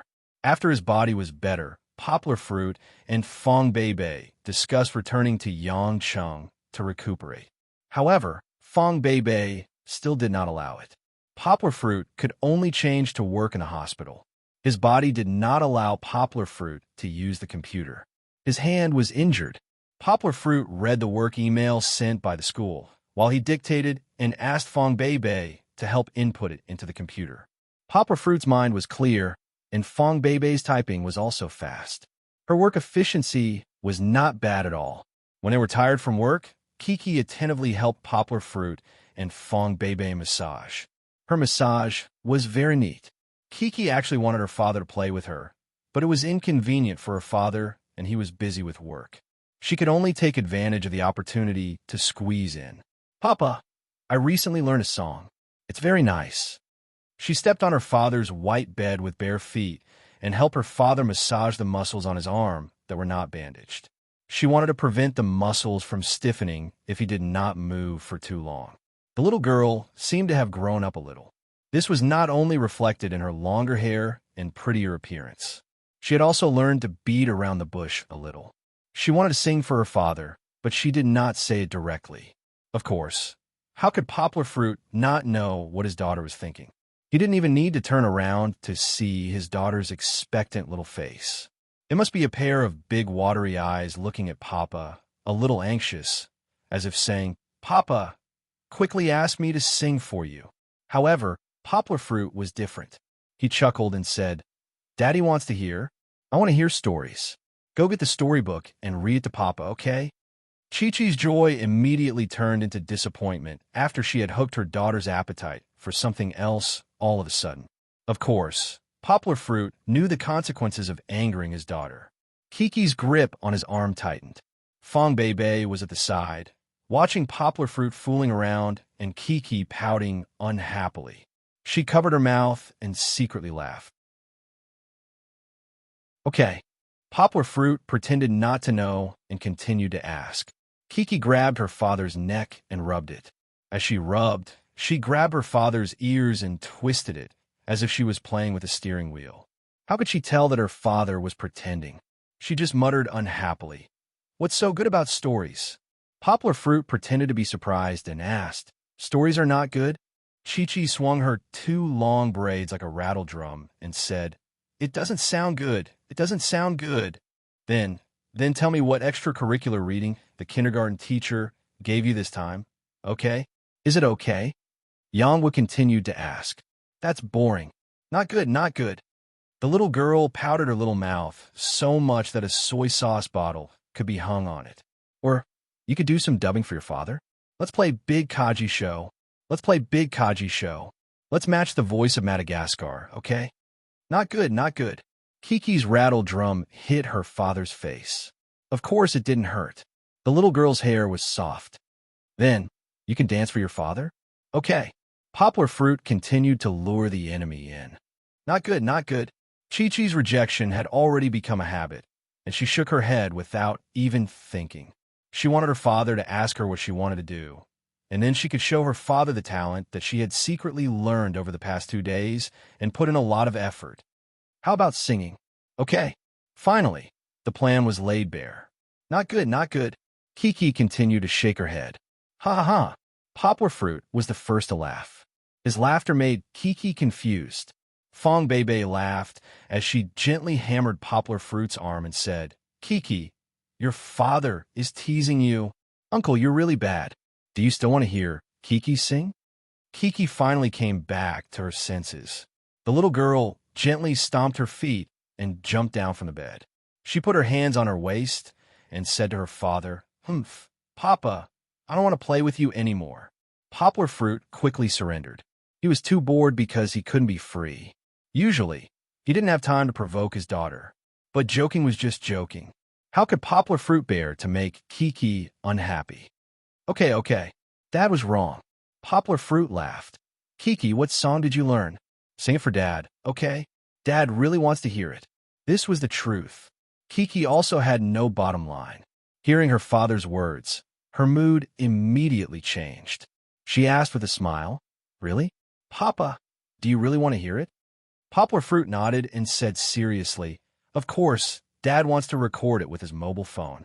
Then if I go on a business trip in the future, I can take out my mobile phone to watch it. Kiki giggled. She ran to the table next to her and took her father's new mobile phone. Here, we have to talk about Poplar Fruit's new mobile phone. The previous one had been buried in the sea of fire with sun foam. This was Poplar Fruit's regret. After all, although this mobile phone was outdated, it was still the couple's mobile phone that Poplar Fruit and Fong Bebe had together. Of course, if the old didn't go, the new wouldn't come. Later, after waking up, Poplar Fruit asked Fong Bebe to buy the latest iPhone 6 Plus. He bought 2 of them and also changed Fong Bebe's mobile phone. Kiki excitedly handed her father's mobile phone to Fong Bebe and said with a smile, Then, Mama Ma will help Papa record it. In this way, Papa can listen to me sing anytime and anywhere in the future. No problem. Fong Bebe smiled and raised the mobile phone. Okay, get ready, let's go. The little girl was actually very brave. Whether it was a play performance or the small stage performance for the veterans in Shishan, she could handle it freely. Now that she was singing in front of her father, she showed a very good stage presence. Of course, Kiki was still a little unconfident about her performance. She took her father's hand, pouted, and said, If I don't sing well, Papa can't laugh at me. How could I? Kiki's singing is definitely very good, Poplar Fruit said with a smile. He was looking forward to his daughters singing more and more.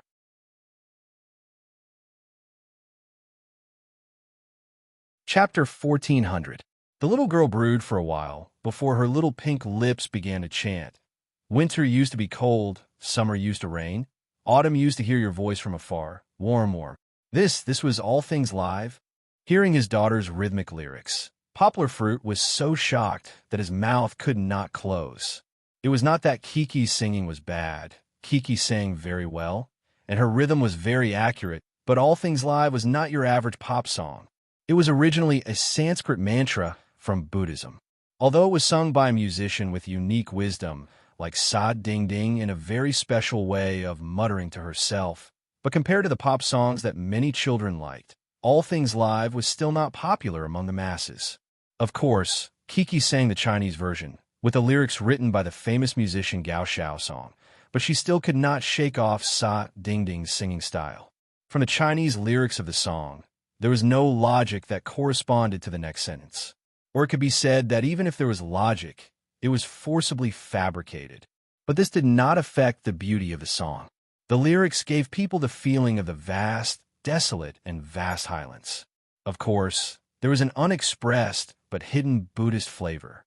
From the depth of the song, Kiki was unable to understand the meaning of the song. Indeed, she did not understand it.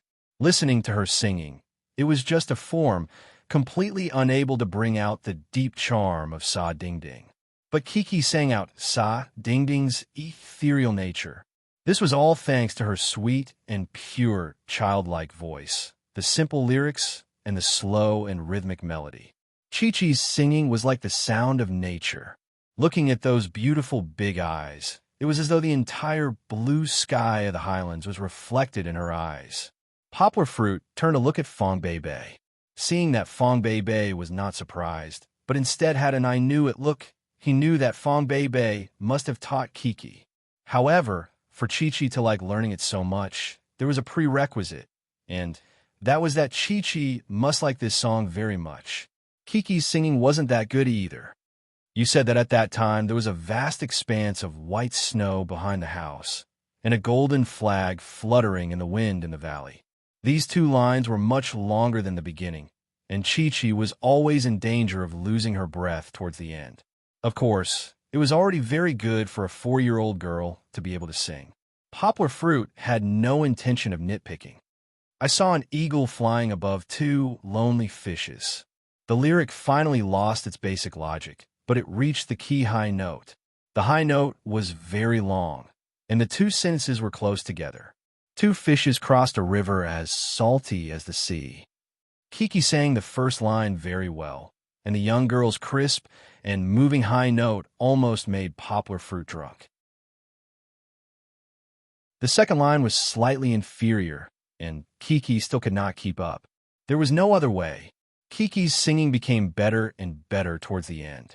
Although it was a cappella, without the accompaniment of a guzheng, Kiki's singing was enough to make the song come alive. If Poplar Fruit had to make an analogy, then Poplar Fruit felt as though he was listening to his daughters singing on a snowy and boundless mountain. The world was silent. When she was singing, Kiki indeed had the demeanor of a singer, but once she finished singing, she returned to being my daughter. She stuck out her little tongue, ran over with a red face, and squeezed into her father's embrace. Don't say bad things. Hee. Kiki reached out her hand and covered her father's mouth. Yang Guo said vaguely, "Of course not. How could it not be nice?"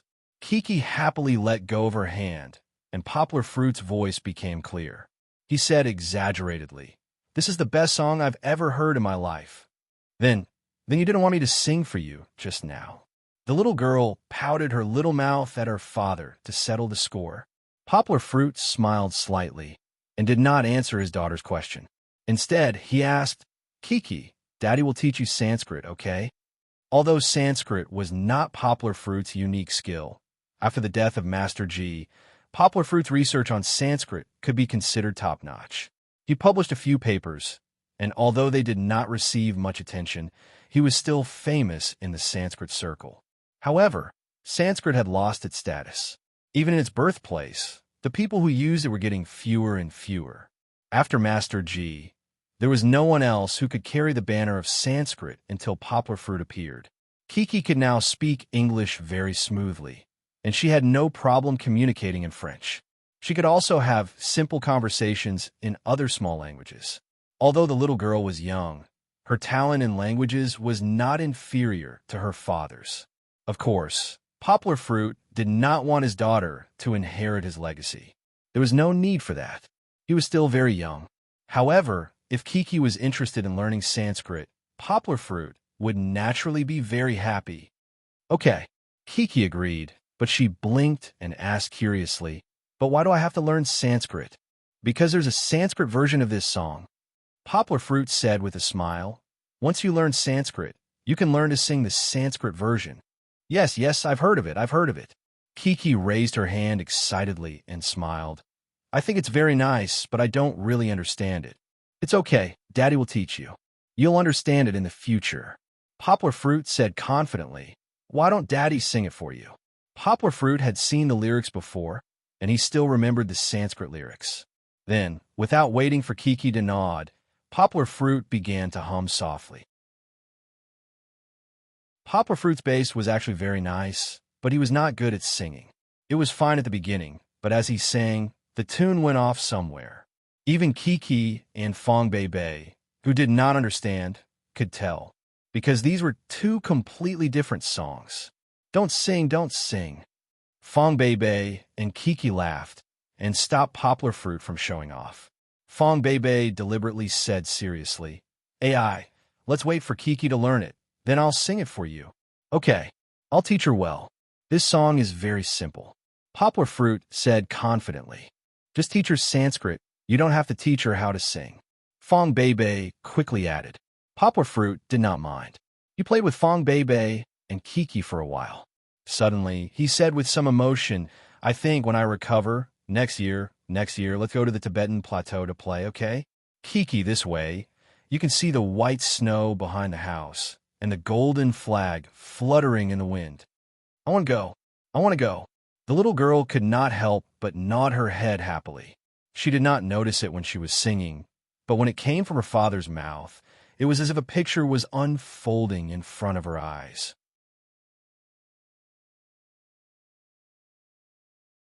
Chapter 1401. His life in the capital was pretty good, as the program team had helped to hold a press conference to explain Kiki's kidnapping. Poplar Fruit was harassed a lot less by the reporters. It was also because of this that Beijing's sky was still covered by what everyone jokingly called the military parade basket. The air quality was surprisingly good, unlike the smog at the end of the year in the future. During this period of time, Beijing hosted the IAAF World Track and Field Championships. The timing was a little off, so don't mind it. This was the largest sports event held in Beijing after the Olympics. However, Poplar Fruit did not expect that his dad would send over tickets from the Where You Going production team. His family, along with Liu Yi, Hu Jun, and Lin Yongjin's families, were invited to watch the competition together.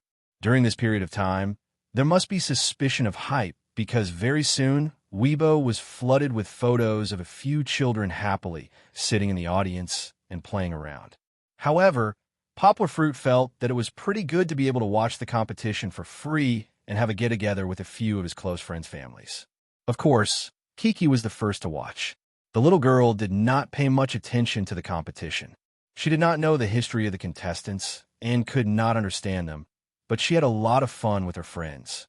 However, Poplar Fruit watched with great interest. Among them, Su Bingtian made it to the final of the 100m race. Bolt narrowly won the 100-meter race, and Bolt was knocked off his feet by the cameraman after winning the 200m race. These exciting scenes will become precious memories of this year's championship. What surprised Poplar Fruit the most was that when he left the competition hall after the competition, he coincidentally met Bolt, who helped him translate and solve the problem of getting in and out of the venue. After a round of conversation, the world's best sprinter, Bolt, actually said that he knew Poplar Fruit. That was too rare. After all, even Poplar Fruit's long-distance teaching had not really spread out, nor did it cover Bolt's home country, Jamaica, in North America. However, after a detailed chat, Poplar Fruit found out that Bolt had donated millions of US dollars to support sports education in his home country. Poplar Fruit's public, non-profitable Chinese language learning video had received unanimous praise from many Africans. Jamaica was the world of Africans, so naturally, the video was used by a Jamaican track and field school that he had donated. Of course, such a distant relationship could not be compared to Poplar Fruit's help just now. Bolt's impression of Poplar Fruit increased greatly because of his help just now. The two of them exchanged contact information and took a photo together to verify their friendship. This was the most precious reward from the championship. Later on, it caused quite a stir on Weibo, but that was not worth mentioning. In August, Yangguo was finally able to get out of bed and walk without the help of others. Seeing that he had recovered more than half, Fong Bei finally agreed to discharge Poplar Fruit. They returned to Yangcheng together and continued to recuperate at home. In this way, Fong Bei could send Poplar Fruit to school during the day, and with the other teachers, they could do the final preparations for the first year of the Eurasian language department. When they returned at night, Fong Bei could also use the kitchen to cook some delicious food for Poplar Fruit. She would not give up until she turned poplar fruit into a white and fat pig. Needless to say, after learning from the chef for half a month and showing off their love in the kitchen with poplar fruit, Fong Beibei's cooking skills soared. It was almost enough to threaten poplar fruit's first place. Of course, this first place referred to the rankings of the 3 members of their family. Over at school, although poplar fruit was injured, it was a blessing in disguise. Due to his injury, he focused on his studies instead. His thesis, which was progressing at a snail's pace, finally had a breakthrough. When poplar fruit returned to Yangcheng, he personally handed the 300,000-word thick manuscript to Chen Zhongdai. Chen Zhongdai was stunned. Reverse research on word splitting, the logical barrier between Chinese and English, was the title of the thesis. However, in the 300,000-word manuscript, poplar fruit described how he bypassed the thick logical barrier. In the end, his research was only a thin layer of paper. From this, he concluded that as long as a Chinese person's mind could learn to be flexible at a certain stage of growth, then the difficulty of learning English would be reduced to a thin layer of paper. Similarly, when foreigners learned Chinese, as long as they changed their way of thinking according to poplar fruit's method, the difficulty of learning Chinese would be reduced to the lowest level. Although it could not be compared to other languages of the same origin, Chinese was no longer the most difficult language to learn. Extending it further, if you want to translate Chinese works, Chinese movies, or other cultural consumer products into foreign languages, as long as you use the method described by Yanghua, it won't make foreign readers and viewers feel awkward. Of course, this was not absolute. It was hard to say on a cultural level, but at least it was possible in terms of direct perception. This is an epic-making thesis. After Chen Zhongdai finished reading, he looked at poplar fruit with a complicated expression. He said emotionally, "If this was overseas, this thesis would be more than enough to make you a full professor." However, this was not possible in China. Even associate professors had to work hard to gain experience. Who would be willing to let a kid reach the heavens in one step? Of course, poplar fruit, who was already a lecturer, had produced a thesis like this. It was almost certain that he would be selected as an associate professor this year. However, Chen Zhongdai was not satisfied. He felt that poplar fruit deserved more. Although he did not say it out loud, the old man had secretly made up his mind. Even if he had to throw away his old face, he would fight for poplar fruit. However, poplar fruit and Chen Zhongdai had overlooked a problem. That was the value of poplar fruit's thesis. One had to know that once poplar fruit's thesis was published, it would reverse China's passive situation as an importer of cultural products. It might create a cultural export market worth hundreds of billions. However, poplar fruit could not gain any benefits from this thesis because this thesis was destined to not have any patents. Poplar fruit could be the founder, but no capitalist would pay a single cent for poplar fruit.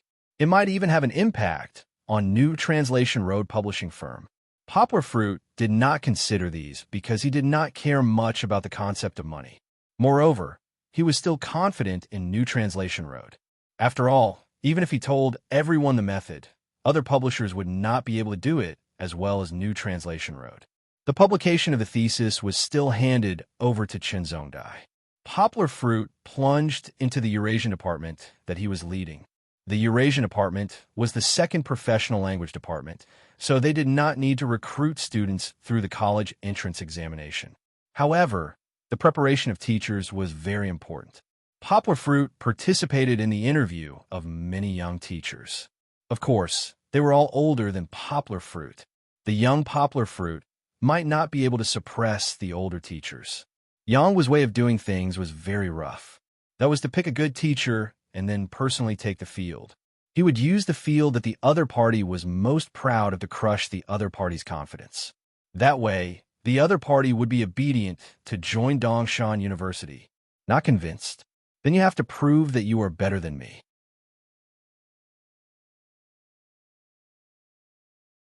Chapter 1402. He had suffered severe internal injuries and had been shot 7 times. One of the bullets had brushed past his heart and almost took his life.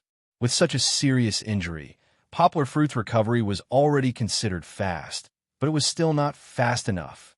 Poplar Fruit went to the hospital for a checkup with the accompaniment of the filming team of Where's Dad Go? The doctor requested that Poplar Fruit rest for another week. He could not be too tired, nor could he engage in any strenuous exercise. This also meant that if Poplar Fruit wanted to film the show, they would have to wait for another half a month. Why half a month?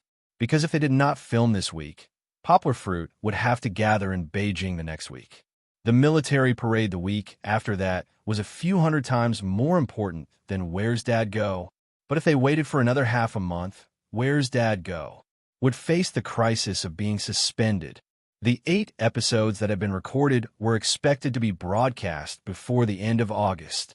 And in September, even if all the variety shows were suspended for the first week, there would not be any new shows to broadcast from the second week onwards.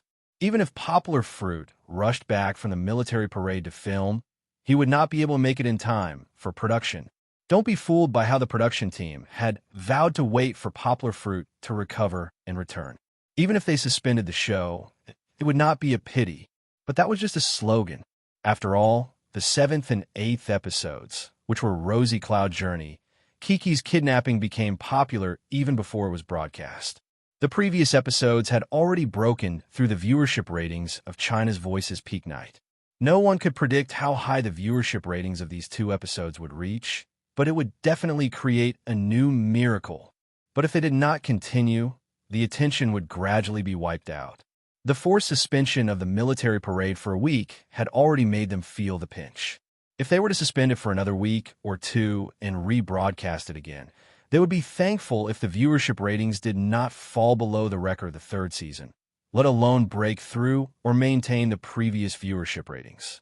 And if the recording did not go smoothly, if they continued to suspend it, the last 8 episodes of this season would be equivalent to having to start all over again. Mango TV could not afford to lose that. Therefore, they threw aside all the big words they had said in the past.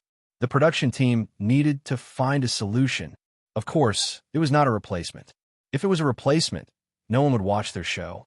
During the meeting, someone made a very strange suggestion. Why not let Fong Beibei replace Poplar Fruit? In ancient times, Mulan had joined the army on her father's behalf. Now, with Fong Beibei acting on her husband's behalf, it was very feasible. Moreover, Fong Beibei was not nobody. A few years ago, she was considered an internet celebrity in China. She was a straight-A student goddess. Although she was married like Sister Milk Tea, she kept a low profile. In the eyes of the public, she had maintained a good reputation. Producer Xia and several directors thought about it and felt that this idea was feasible. They contacted Poplar Fruit and asked him to persuade Fong Beibei to take Kiki to participate in the recording of the 5th journey. Fong Beibei did not have any objections. Her only worry was Poplar Fruit. Because she took Kiki out, Poplar Fruit would be alone at home. He would feel lonely and helpless. How could that be? You think too much.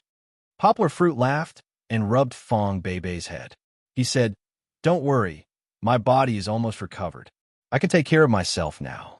You go to record the show, and I'll be fine at home." In the end, Fong Beibei and Kiki took the car arranged by the production team and went to the old revolutionary area of Shijiang, which was only 500 kilometers away.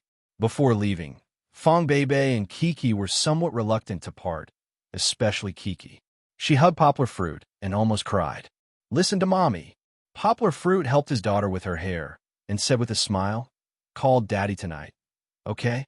After they left, Poplar Fruit drove to the school and the publishing house according to the original plan. There was nothing much to say about the school. There was still a long time before school started, and the new students had not yet arrived at the school. Poplar Fruit planned to wait until he came back from the military parade before organizing teachers from his department to visit the students. However, the publishing house had to introduce Zheng Yujia's achievements after she returned to Yangcheng. The 20% shares that Poplar Fruit transferred to Zheng Yujia allowed Zheng Yujia to completely control the publishing house. At the same time, It also announced that Tung Sun Literature's plan to annex New Translation Road Publishing House was ruined. However, Zheng Yujie did not fall out with Tung Sun Literature. There was no need for her to become enemies with the largest online literature supplier in the country. However, the internal cleansing of the publishing house was still necessary. Although Pang Yu had fled to the United States, the people she left behind were all expelled from the publishing house. Most of the capable people in the middle management were still left behind. Fortunately, New Translation Road had been quietly working in the industry for a few years and had a certain foundation. Although there were some losses in the cleansing this time, it was not to the extent of hurting their vitality. Moreover, New Translation Road's most famous God-level translator, Poplar Fruit, was still there. It was destined that New Translation Road would not lose its market and appeal.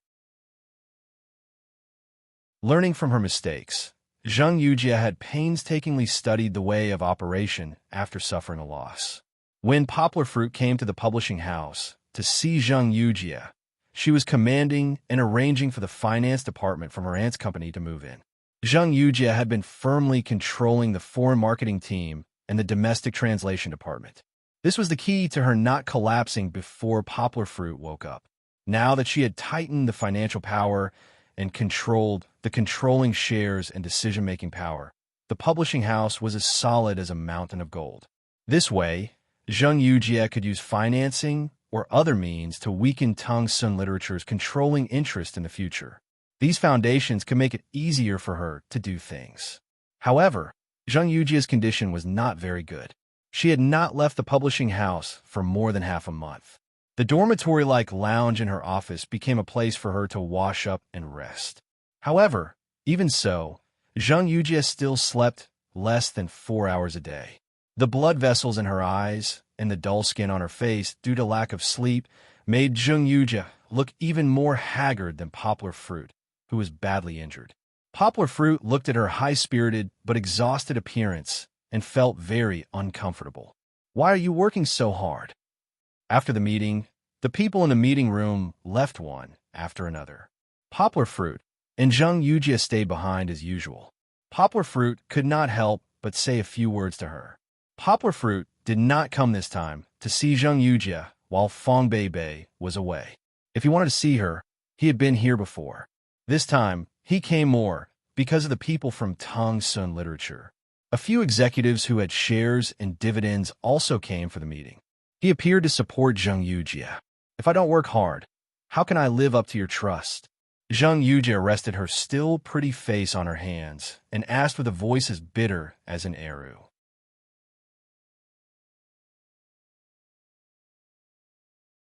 Chapter 1403. Zheng Yujie was probably the only person in the world who didn't even go home to look for her parents after being bullied.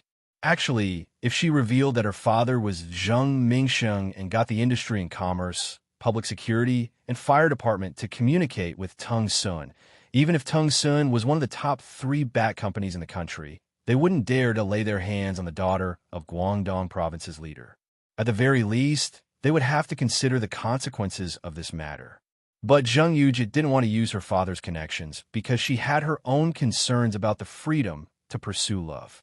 If she used her father's connections, it would mean that her own company would fail and her family would start to interfere with her matters.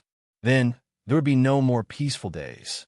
This was also the reason why Zheng Yujie was so desperate and why she spoke so bitterly. Poplar Fruit could see that isn't it all because of Yu's smile in her eyes, which gave him a headache. "Can't you let me talk properly?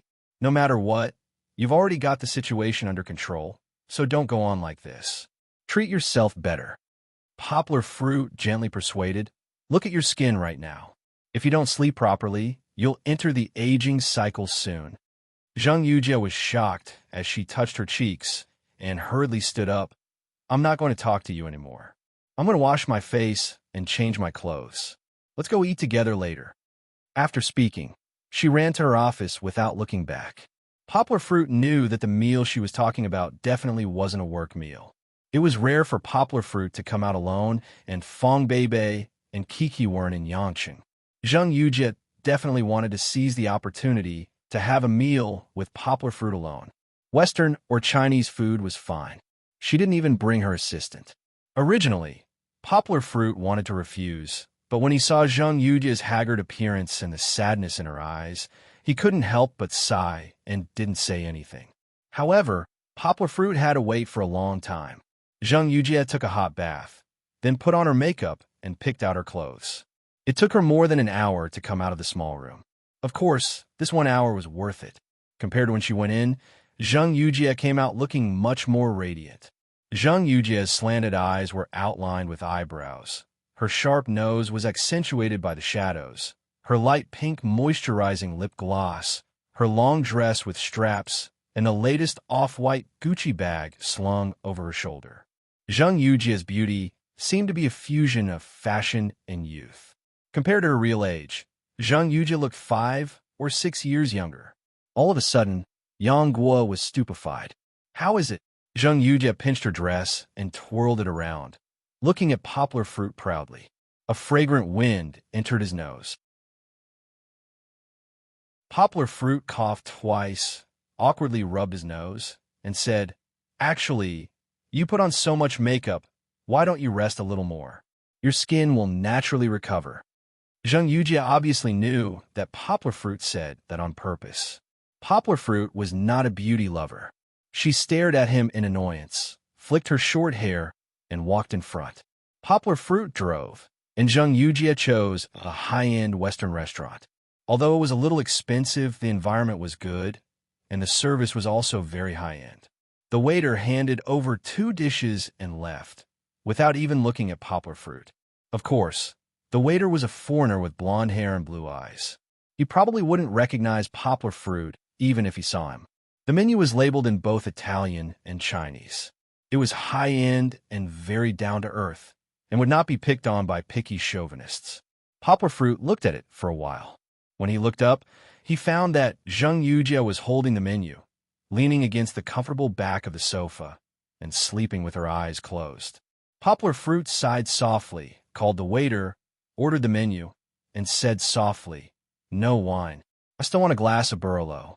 This, and this is for her. This is for me. Serve the dishes slowly, it's okay." He spoke in Italian, without the slightest intention of showing off, but it still made the waiter feel a lot more comfortable.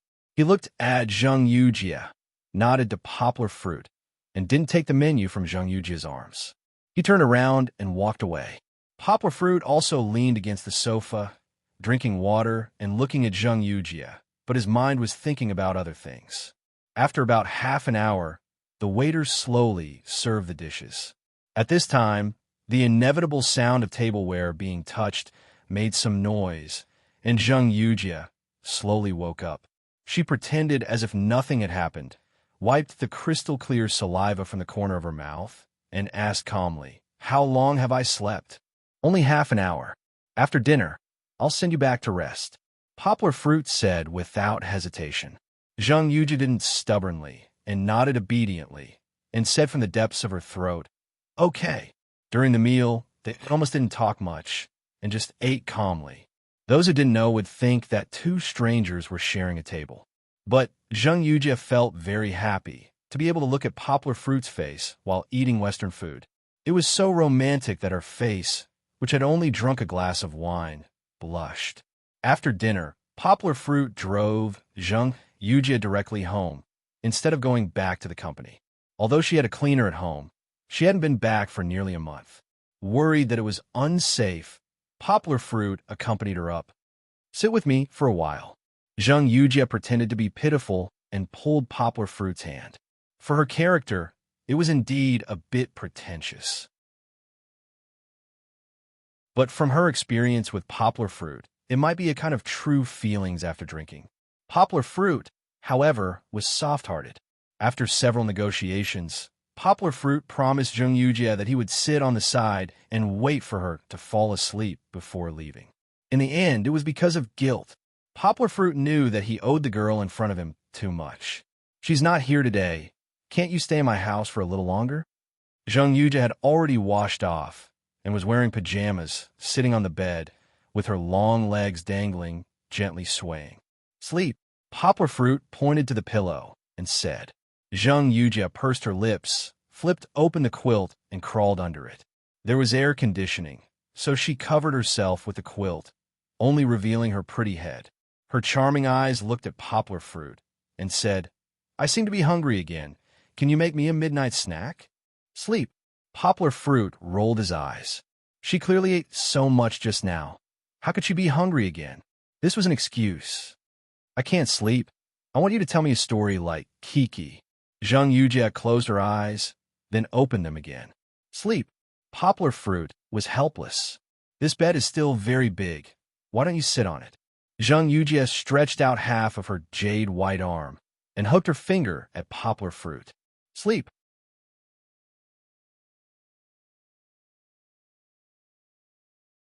Chapter 1404. The camera should be focused on Fong Beibei and Kiki, who were recording the show in Shijiang. They arrived at Shijiang. The next day, they got on the production team's car with the other 4 pairs of fathers and sons and headed to Jinxia village. Of course, it was worth mentioning that Nina came again. Nui had a high fever before the show's recording and couldn't come with his father, so his sister came in place of his brother. In this way, there were 2 more golden flowers in the show. In the show, Kiki's previous experience of being kidnapped was only briefly mentioned in voiceover. The other fathers also didn't talk about this issue, mainly because they were worried that the terrible memory would stimulate Kiki. But Kiki didn't care. She didn't have any trauma. But when she was in the car, her mood wasn't high. When she got out of the car, she kept holding Fong Beibei's hand, unlike her other friends who were lively and lively. Her melancholy expression made one's heart ache. "I miss Daddy," the village chief asked. Kiki looked at the village chief with sad eyes and said. Fong Beibei put her hands on Kiki's shoulders, squatted down, and said in Kiki's ear, "Look at this camera. Daddy is looking at you. You have to be happy. Daddy will be happy when he sees you. Then, he will recover faster, right?" Kiki nodded sensibly. Although they had already met the day before, and Lu Yi and the others had also gotten to know Fong Beibei in Beijing, in front of the camera, everyone still pretended that this was the first time they had met and gave Fong Beibei a warm welcome. It was obvious that Fong Beibei was still a little nervous, as it was her first time facing so many cameras. But everyone gave her a lot of tolerance and helped Fong Beibei blend in. Of course, as the recording slowly progressed, Fong Beibei quickly got used to the rhythm of the reality show. Don't forget, Fong Beibei is a fan of variety shows.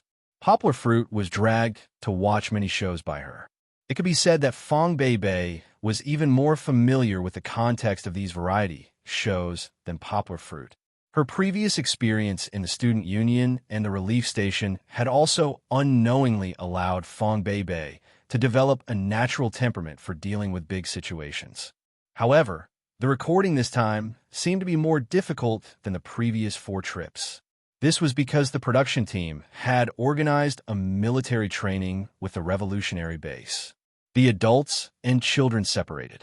It was fine for the adults, as those who had gone to school had basically been exposed to military training, but the 5 little ones, including Kong Kong, did not know anything about standing at attention, standing in formation, and marching in unison.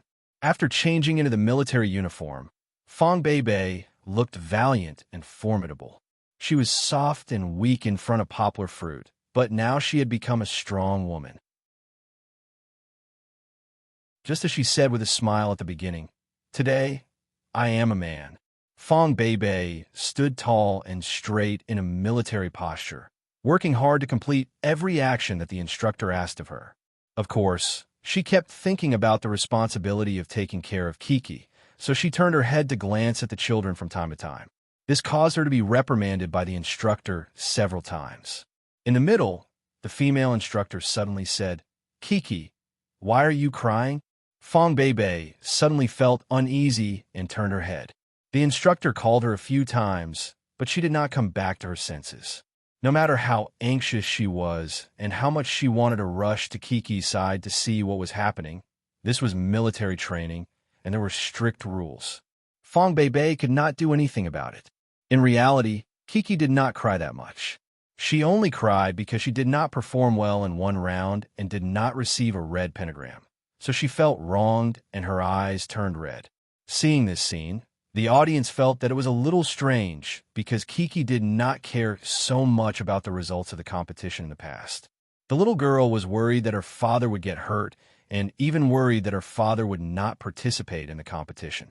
No one knew that Chi-Chi's strong desire to win was actually because she wanted to perform well so that her father would be happy when he saw her. When she received the red pentagram for the first time, Kiki's unhappy little face bloomed into a bright smile. But this time, when she did not receive it, Kiki was extremely sad, as if she could already see her father's disappointed expression in front of her. The little girl's inner world was very complicated, but in the end, Kiki did not cry out loud. The little girl pursed her little mouth and tried hard to control her hands and feet so that she would not move unconsciously. She also tried hard to walk in step with the instructor. Although under the camera, Kiki's performance was very nervous and cute, making everyone laugh. No one knew that Kiki had put in a lot of effort. Looking at the little girl's stiff hands and feet, it was clear that Kiki valued this competition very much. Of course, the funniest one was not Kiki. The one who walked in step and made everyone laugh the most was Kong Kong, who could not change his hands and feet. When the instructor asked him if he felt awkward, Kong Kong shook his head doubtfully and confidently. That muddle-headedness was really the opposite of Kong Kong's smart and domineering temperament. In this hot and humid summer, military training was not easy. The children were soon sweating profusely. Even Kiki, who was very serious, could not help but reach out to wipe the sweat off her face. Gradually, the youngest Xian and Nina could not hold on anymore. Nina even cried. Under the guidance of the assistant sister, they went to the room next door to rest. But Kiki and the two big brothers were still trying hard to hold on. In the end, of course, they received a lot of red 5-pointed stars from the female instructor as a reward. This caused Chi-Chi, who had been tense all this time, to finally smile. When they were dismissed at noon, Fong Bei was finally relieved because Kiki gradually returned to her cheerful personality. In fact, Fong Bei and the other fathers were not much more relaxed than the children. When they were standing in line, they were yelled at by the instructor. When they were doing the human bridge push-ups, they fell and became dizzy. Although the human bridge push-ups were very difficult and required 5 people to cooperate well, and the responsibility was shared equally, Fong Bei felt very embarrassed. Because she did not need to bear the weight, but after she bent down, it was difficult for her to support herself. She felt that she was dragging the whole team down. If it was Uncle who came, he would be the key pillar of the team, right? Unlike me, Fong Bei blamed herself in her heart, which also made her more energetic. Together with the team, they worked together to complete the push-ups. After half a day, Fong Bei felt very tired. Although she used to train with poplar fruit, she was a girl after all. How could she really compare with these big and burly men? However, even when it was time to rest at noon, Fong Bei still had to take care of Kiki for lunch and help Li take care of the quiet Nina. Even at noon, she could not rest peacefully. She was worried, so she sneaked over to the window to see if Kiki was sleeping obediently. Fong Bei didn't pay attention to these little details, but the camera recorded them all. Through the television, all the audience began to really understand this stepmother who had once caused a lot of discussion. Many people sighed with emotion. Only 22 years old. It's really not easy.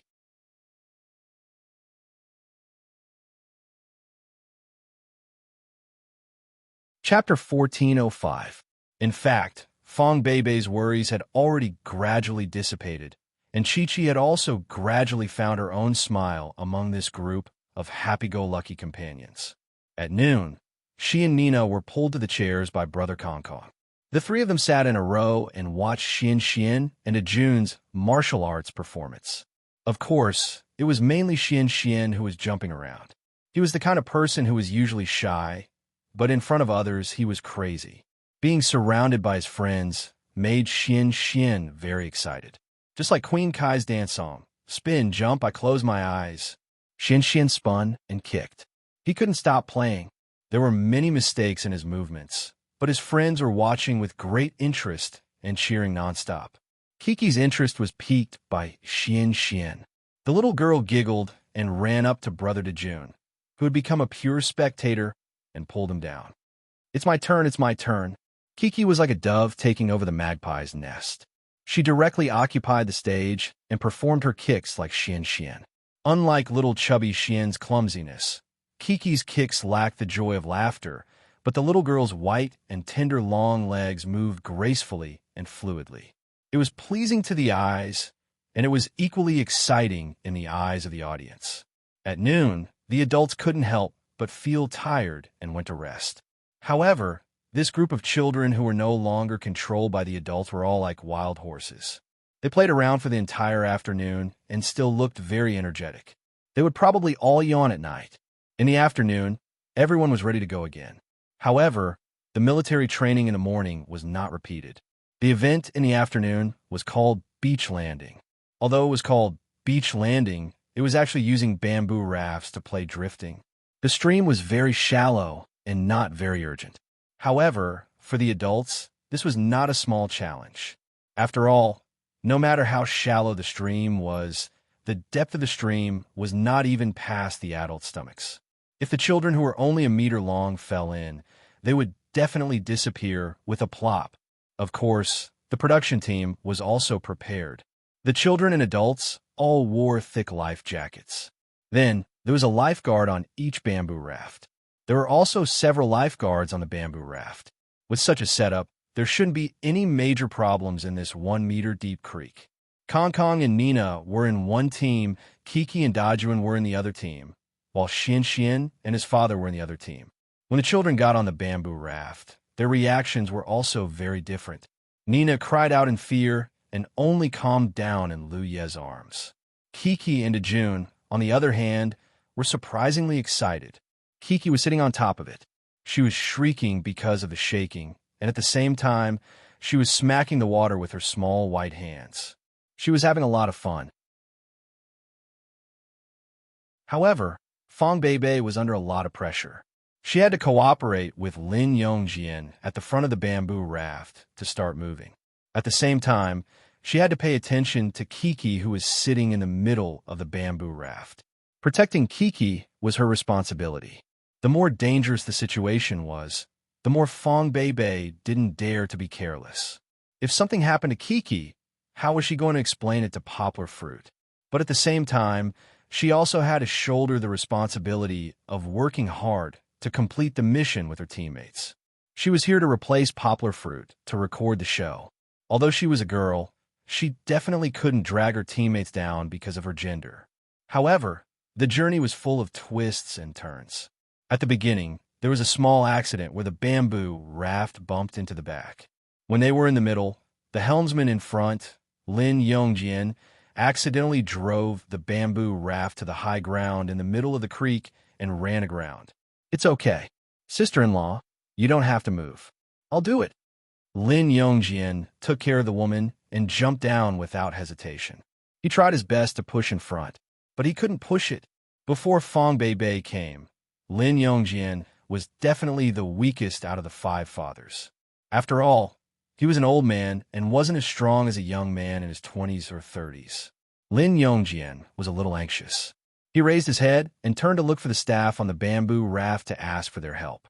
However, Fong Beibei was standing on the bamboo raft and felt very guilty. She felt that she was dragging Lin Yongjian down.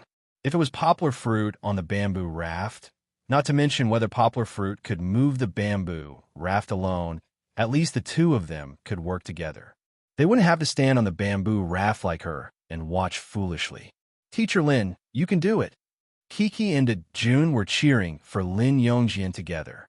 Of course, the 2 children didn't understand the hardships of the adults at all. They just felt that it was very interesting. Fong Beibei gritted her teeth and moved gently. She first put one foot down and then let go of the other foot. The weight on the bamboo raft was lifted, and she also went into the water. Aya, sister-in-law, why did you come down? You're getting your clothes wet. Lin Yongjian felt that the bamboo raft in his hand was strange. He raised his head and saw that half of Fong Beibei's body was soaked in the water. He shouted in annoyance. Lin Yongjian was a very male, chauvinistic man. He was born in a difficult and chaotic era. When he was recording the program, he always felt that he was as traditional as a block of wood. Now, he felt that he was the big brother. Poplar Fruit was not here, so he should take care of these women. Just like Guan Gong, after losing contact with Liu Bei, he rushed thousands of miles to protect his sister-in-law. He even protected his sister-in-law's safety in Cao Cao's camp. Lin Yongjian felt that he had failed in his duty by letting Fong Beibei go into the water to help. But it was true that after Fong Beibei came down, the weight on the bamboo raft became lighter. The two of them worked together and pushed the stranded raft back into the water. This efficiency was much better than Lin Yongjian doing it himself. "Mama, let me help you." Kiki realized that Fong Beibei was not easy. The young lady sensibly pulled Fong Beibei's hand and helped her climb onto the bamboo raft. She even used the part of her clothes that was still dry to help Fong Beibei wipe the traces of water from the stream or sweat on her face. "Thank you, Kiki." Fong Beibei was actually quite tired. She was up and down, and the blanket on her back had also become heavy because it was soaked in water. However, she smiled at Chi-Chi. At this moment, she was very happy that she did not become a burden. Liu Yi and Hu Jun, the two old partners, were the fastest. They were the first to reach the destination. When Kong Kong reached the end, he directly pulled the bamboo raft and relied on the buoyancy of his life jacket to float on the water. He was very proud of himself. Fong Beibei and Lin Yongjian worked together to get second place. As for Zhou Shimin, who was fighting alone, he pitifully fell behind. Fortunately, he joined Fong Beibei and Lin Yongjian's team to prepare dinner together. Although she was exhausted, Fong Beibei gritted her teeth and persevered. Lin Yongjian helped to start the fire. Zhou Shimin was in charge of roasting potatoes. She and Kiki washed the vegetables and made the vegetable chicken soup. I think Mama Ma's cooking is the best." Although there was no evaluation, Kiki proudly leaned in a Fong Beibei's embrace. While eating, she smiled like a flower. Fong Beibei hugged Kiki and smiled without saying anything. All of today's hard work was worth it.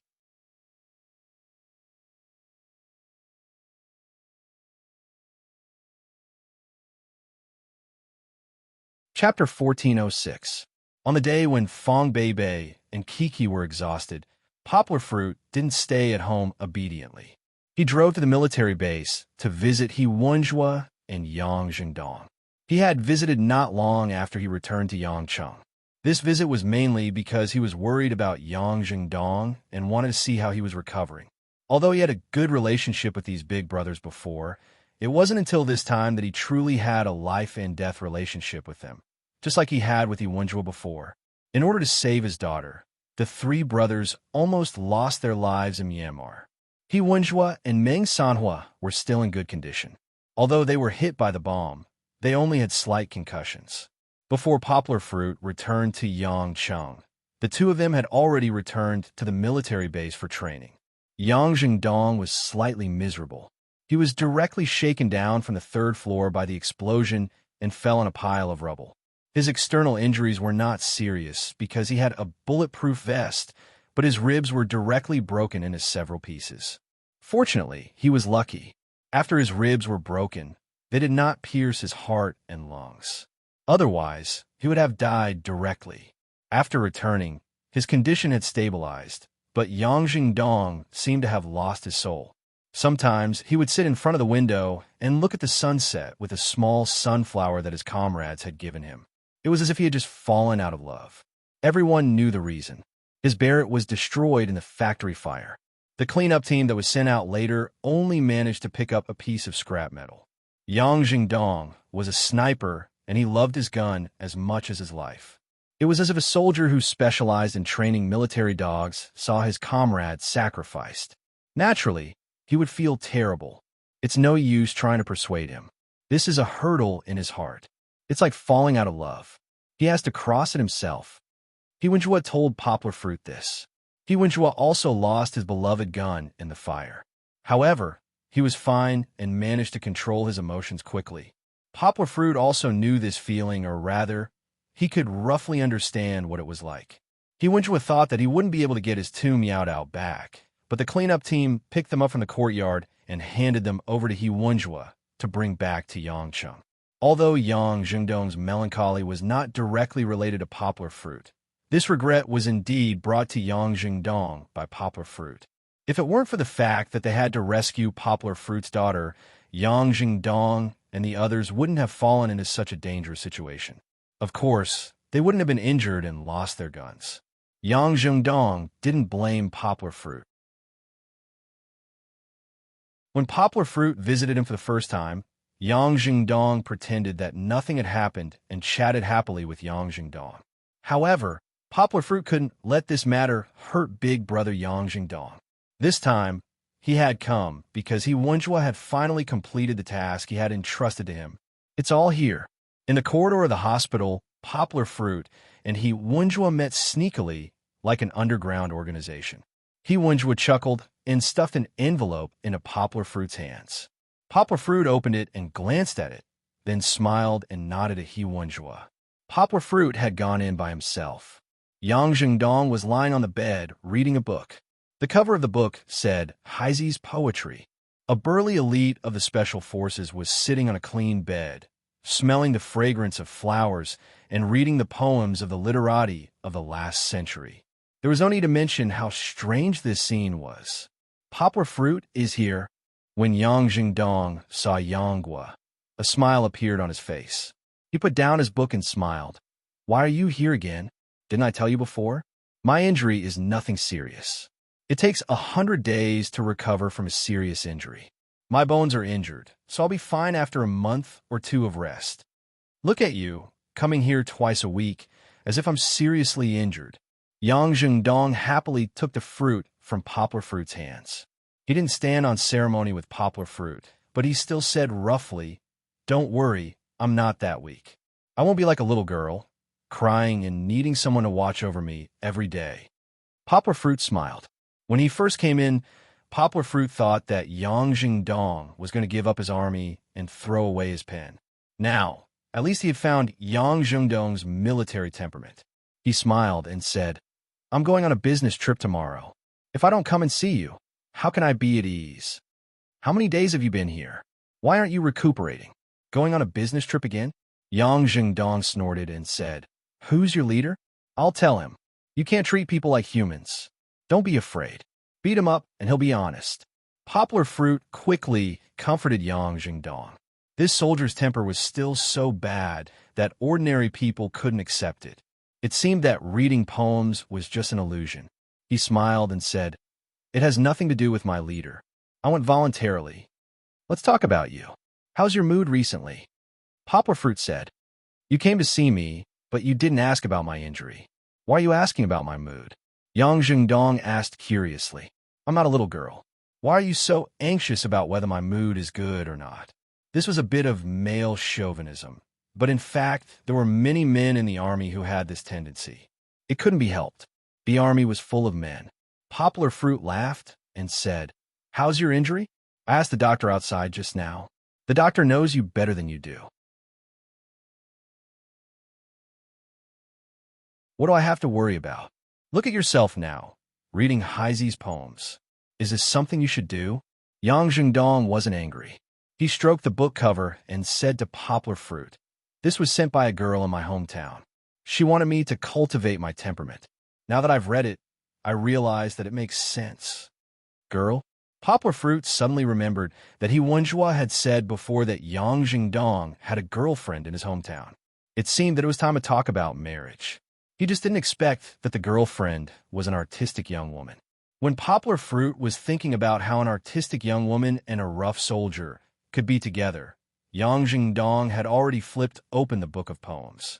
With his rough voice, he started to read sadly. In the night, I have 3 sufferings: wandering, love, survival. I have 3 blessings: poetry, throne, Sunday. Wait, you've fallen out of love? Poplar Fruit asked in surprise. Nope. Yang Jingdong shook his head and explained himself. I think the poem should be like this. I have 3 kinds of love, women, brothers, and my gun. I have three kinds of suffering. I'm injured, my brothers are killed, and my gun too. It fits my current state of mind. What a ridiculous poem. And it even rhymed. This was something that Heisey couldn't do. But Poplar Fruit looked at Yang Jingdong's rough face and felt uncomfortable. He patted his head and stopped chatting with Yang Jingdong. An envelope was thrown in front of his chest. The strength was very good, and it just covered the book of poems. What's this? Yang Jingdong curiously opened the envelope and took out a few photos. He shouted in surprise, "My gun! It's my Barrett!" Yang Jingdong's gloomy temperament was instantly swept away. He sat up in surprise and wasn't afraid of pulling his ribs. He shouted and looked at Poplar Fruit. "Look!" Poplar Fruit laughed. "In my cupboard. In my cupboard." Yang Jingdong looked at Poplar Fruit in surprise and said, "Poplar Fruit, quick, give me a slap. I'm not dreaming, right?" Poplar Fruit laughed and said, "You're still injured. I don't dare to hit you, but I can responsibly tell you that you didn't see it wrong. That's not right. I've seen it before. My gun was burned." Yang Jingdong finally calmed down. He frowned and looked at the identical Barrett in his military cupboard and asked in confusion, "You don't have to care about that. Anyway, you just need to know that your gun is back." Poplar Fruit laughed.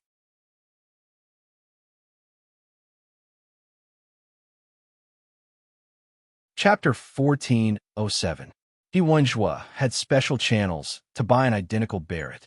Coincidentally, Poplar Fruit wanted to compensate Yang Jingdong, who had helped him so much but was still sad. The two hit it off and secretly prepared for a few days to give Yang Jingdong such a big surprise.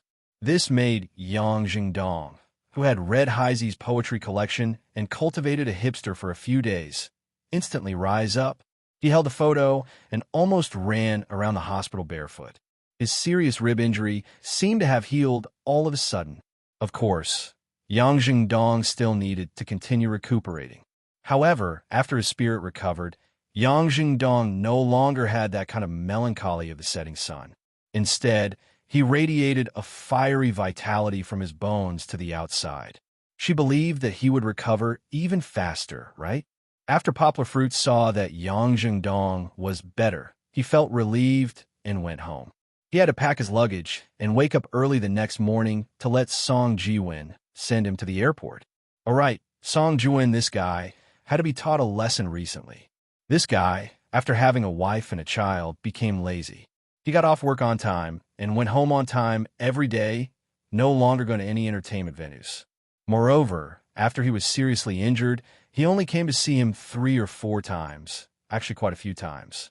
And every time he visited, he only said a few words about his injury. He kept talking about his son all the time. He was more like a child slave than him. After returning to the old revolutionary area in Shijiang, it was finally time for the new recruits to rest after working hard for the whole day. But before that, there was a summary meeting. The village chief and the instructor started to calculate the results of the adults and children. Of course, the results referred to the number of red stars they obtained in a day. In the children's group, Kiki did not disappoint. Through her hard work, she obtained the most red stars. Her reward was a big red army kettle. The kettle was not pretty, but the little girl held it tightly in her arms, her face full of joy. "Show this to Papa. He will be very happy," Kiki thought. Poplar Fruit was more than happy. He had brought this kettle with him to school. It was filled with hot water. When he taught the students, regardless of whether they were thirsty or not, he would take it out and drink it. He was so proud, because it was his daughter's hard-earned prize, and she gave it to her father. Of course, this was all in the future. Fong Beibei was not as outstanding as Kiki. After all, she was only a woman, but she worked very hard. Her results were not first or last, so she did not need to be punished. The ones to be punished were Lin Yongjian and Kong Kong and Xian Xian, who stood out to prevent Sister Nina from being punished. Kong Kong and Xuan Xuan's punishment was to stand guard at the door and prevent others from entering the house where they were stationed.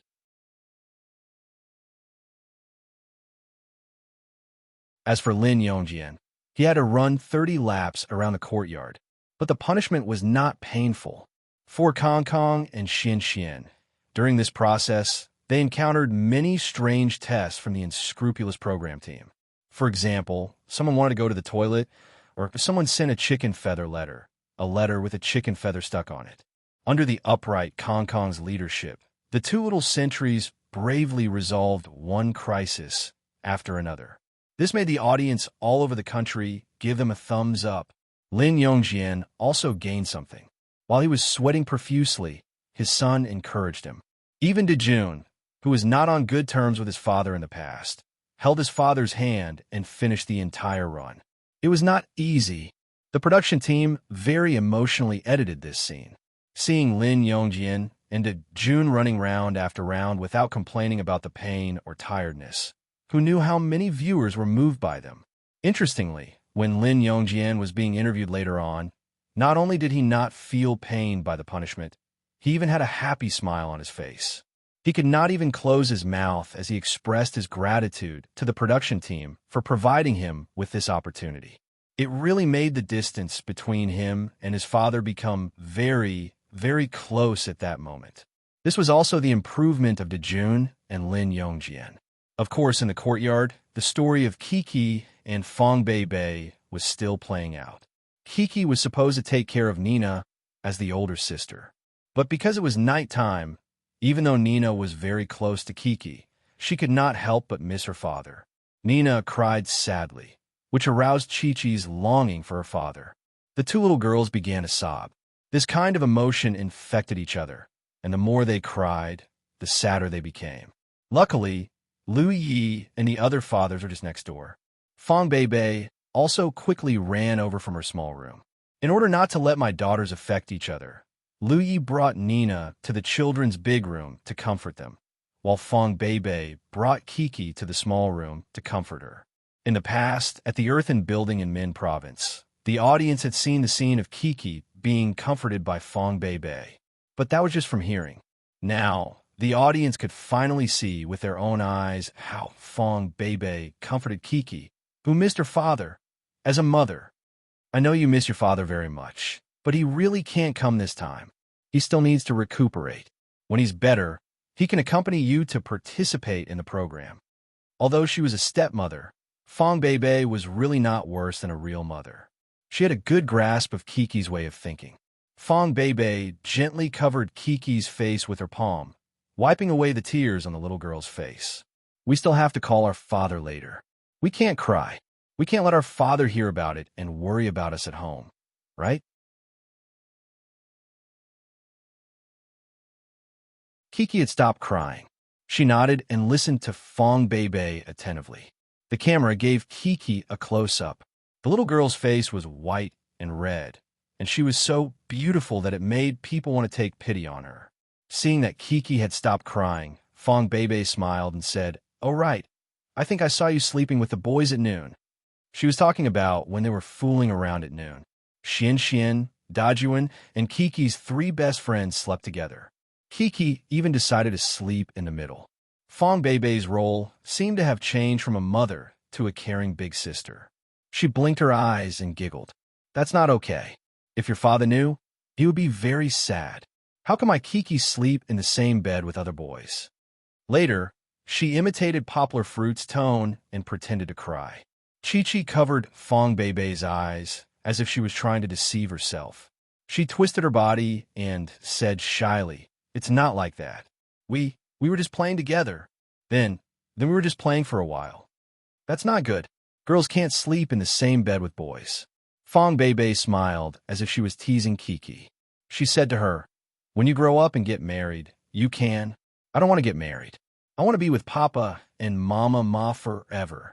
Kiki said coquettishly as she hugged Fong Bei's neck. "That's not for sure. You'll want to find a boyfriend in the future," Fong Bei said with a grin.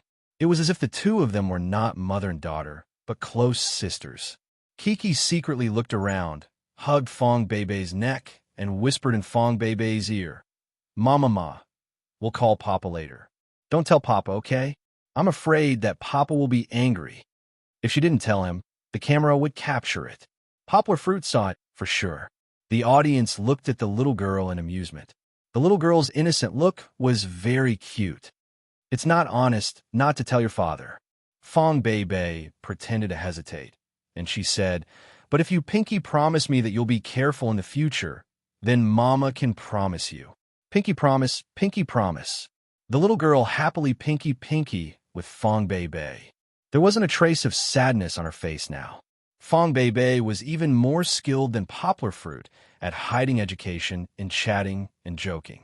Don't forget, when Poplar Fruit went to work, Kiki would follow Fong Bei most of the time. That you're tuning in to the Romance Rendezvous YouTube channel. We're so grateful for your support, and don't forget to subscribe to join us on this incredible journey through captivating stories. Your generosity through donations truly makes a world of difference, as it's the primary source of revenue that allows me to expand and enhance this channel for you. Thank you from the bottom of my heart for being a part of this adventure.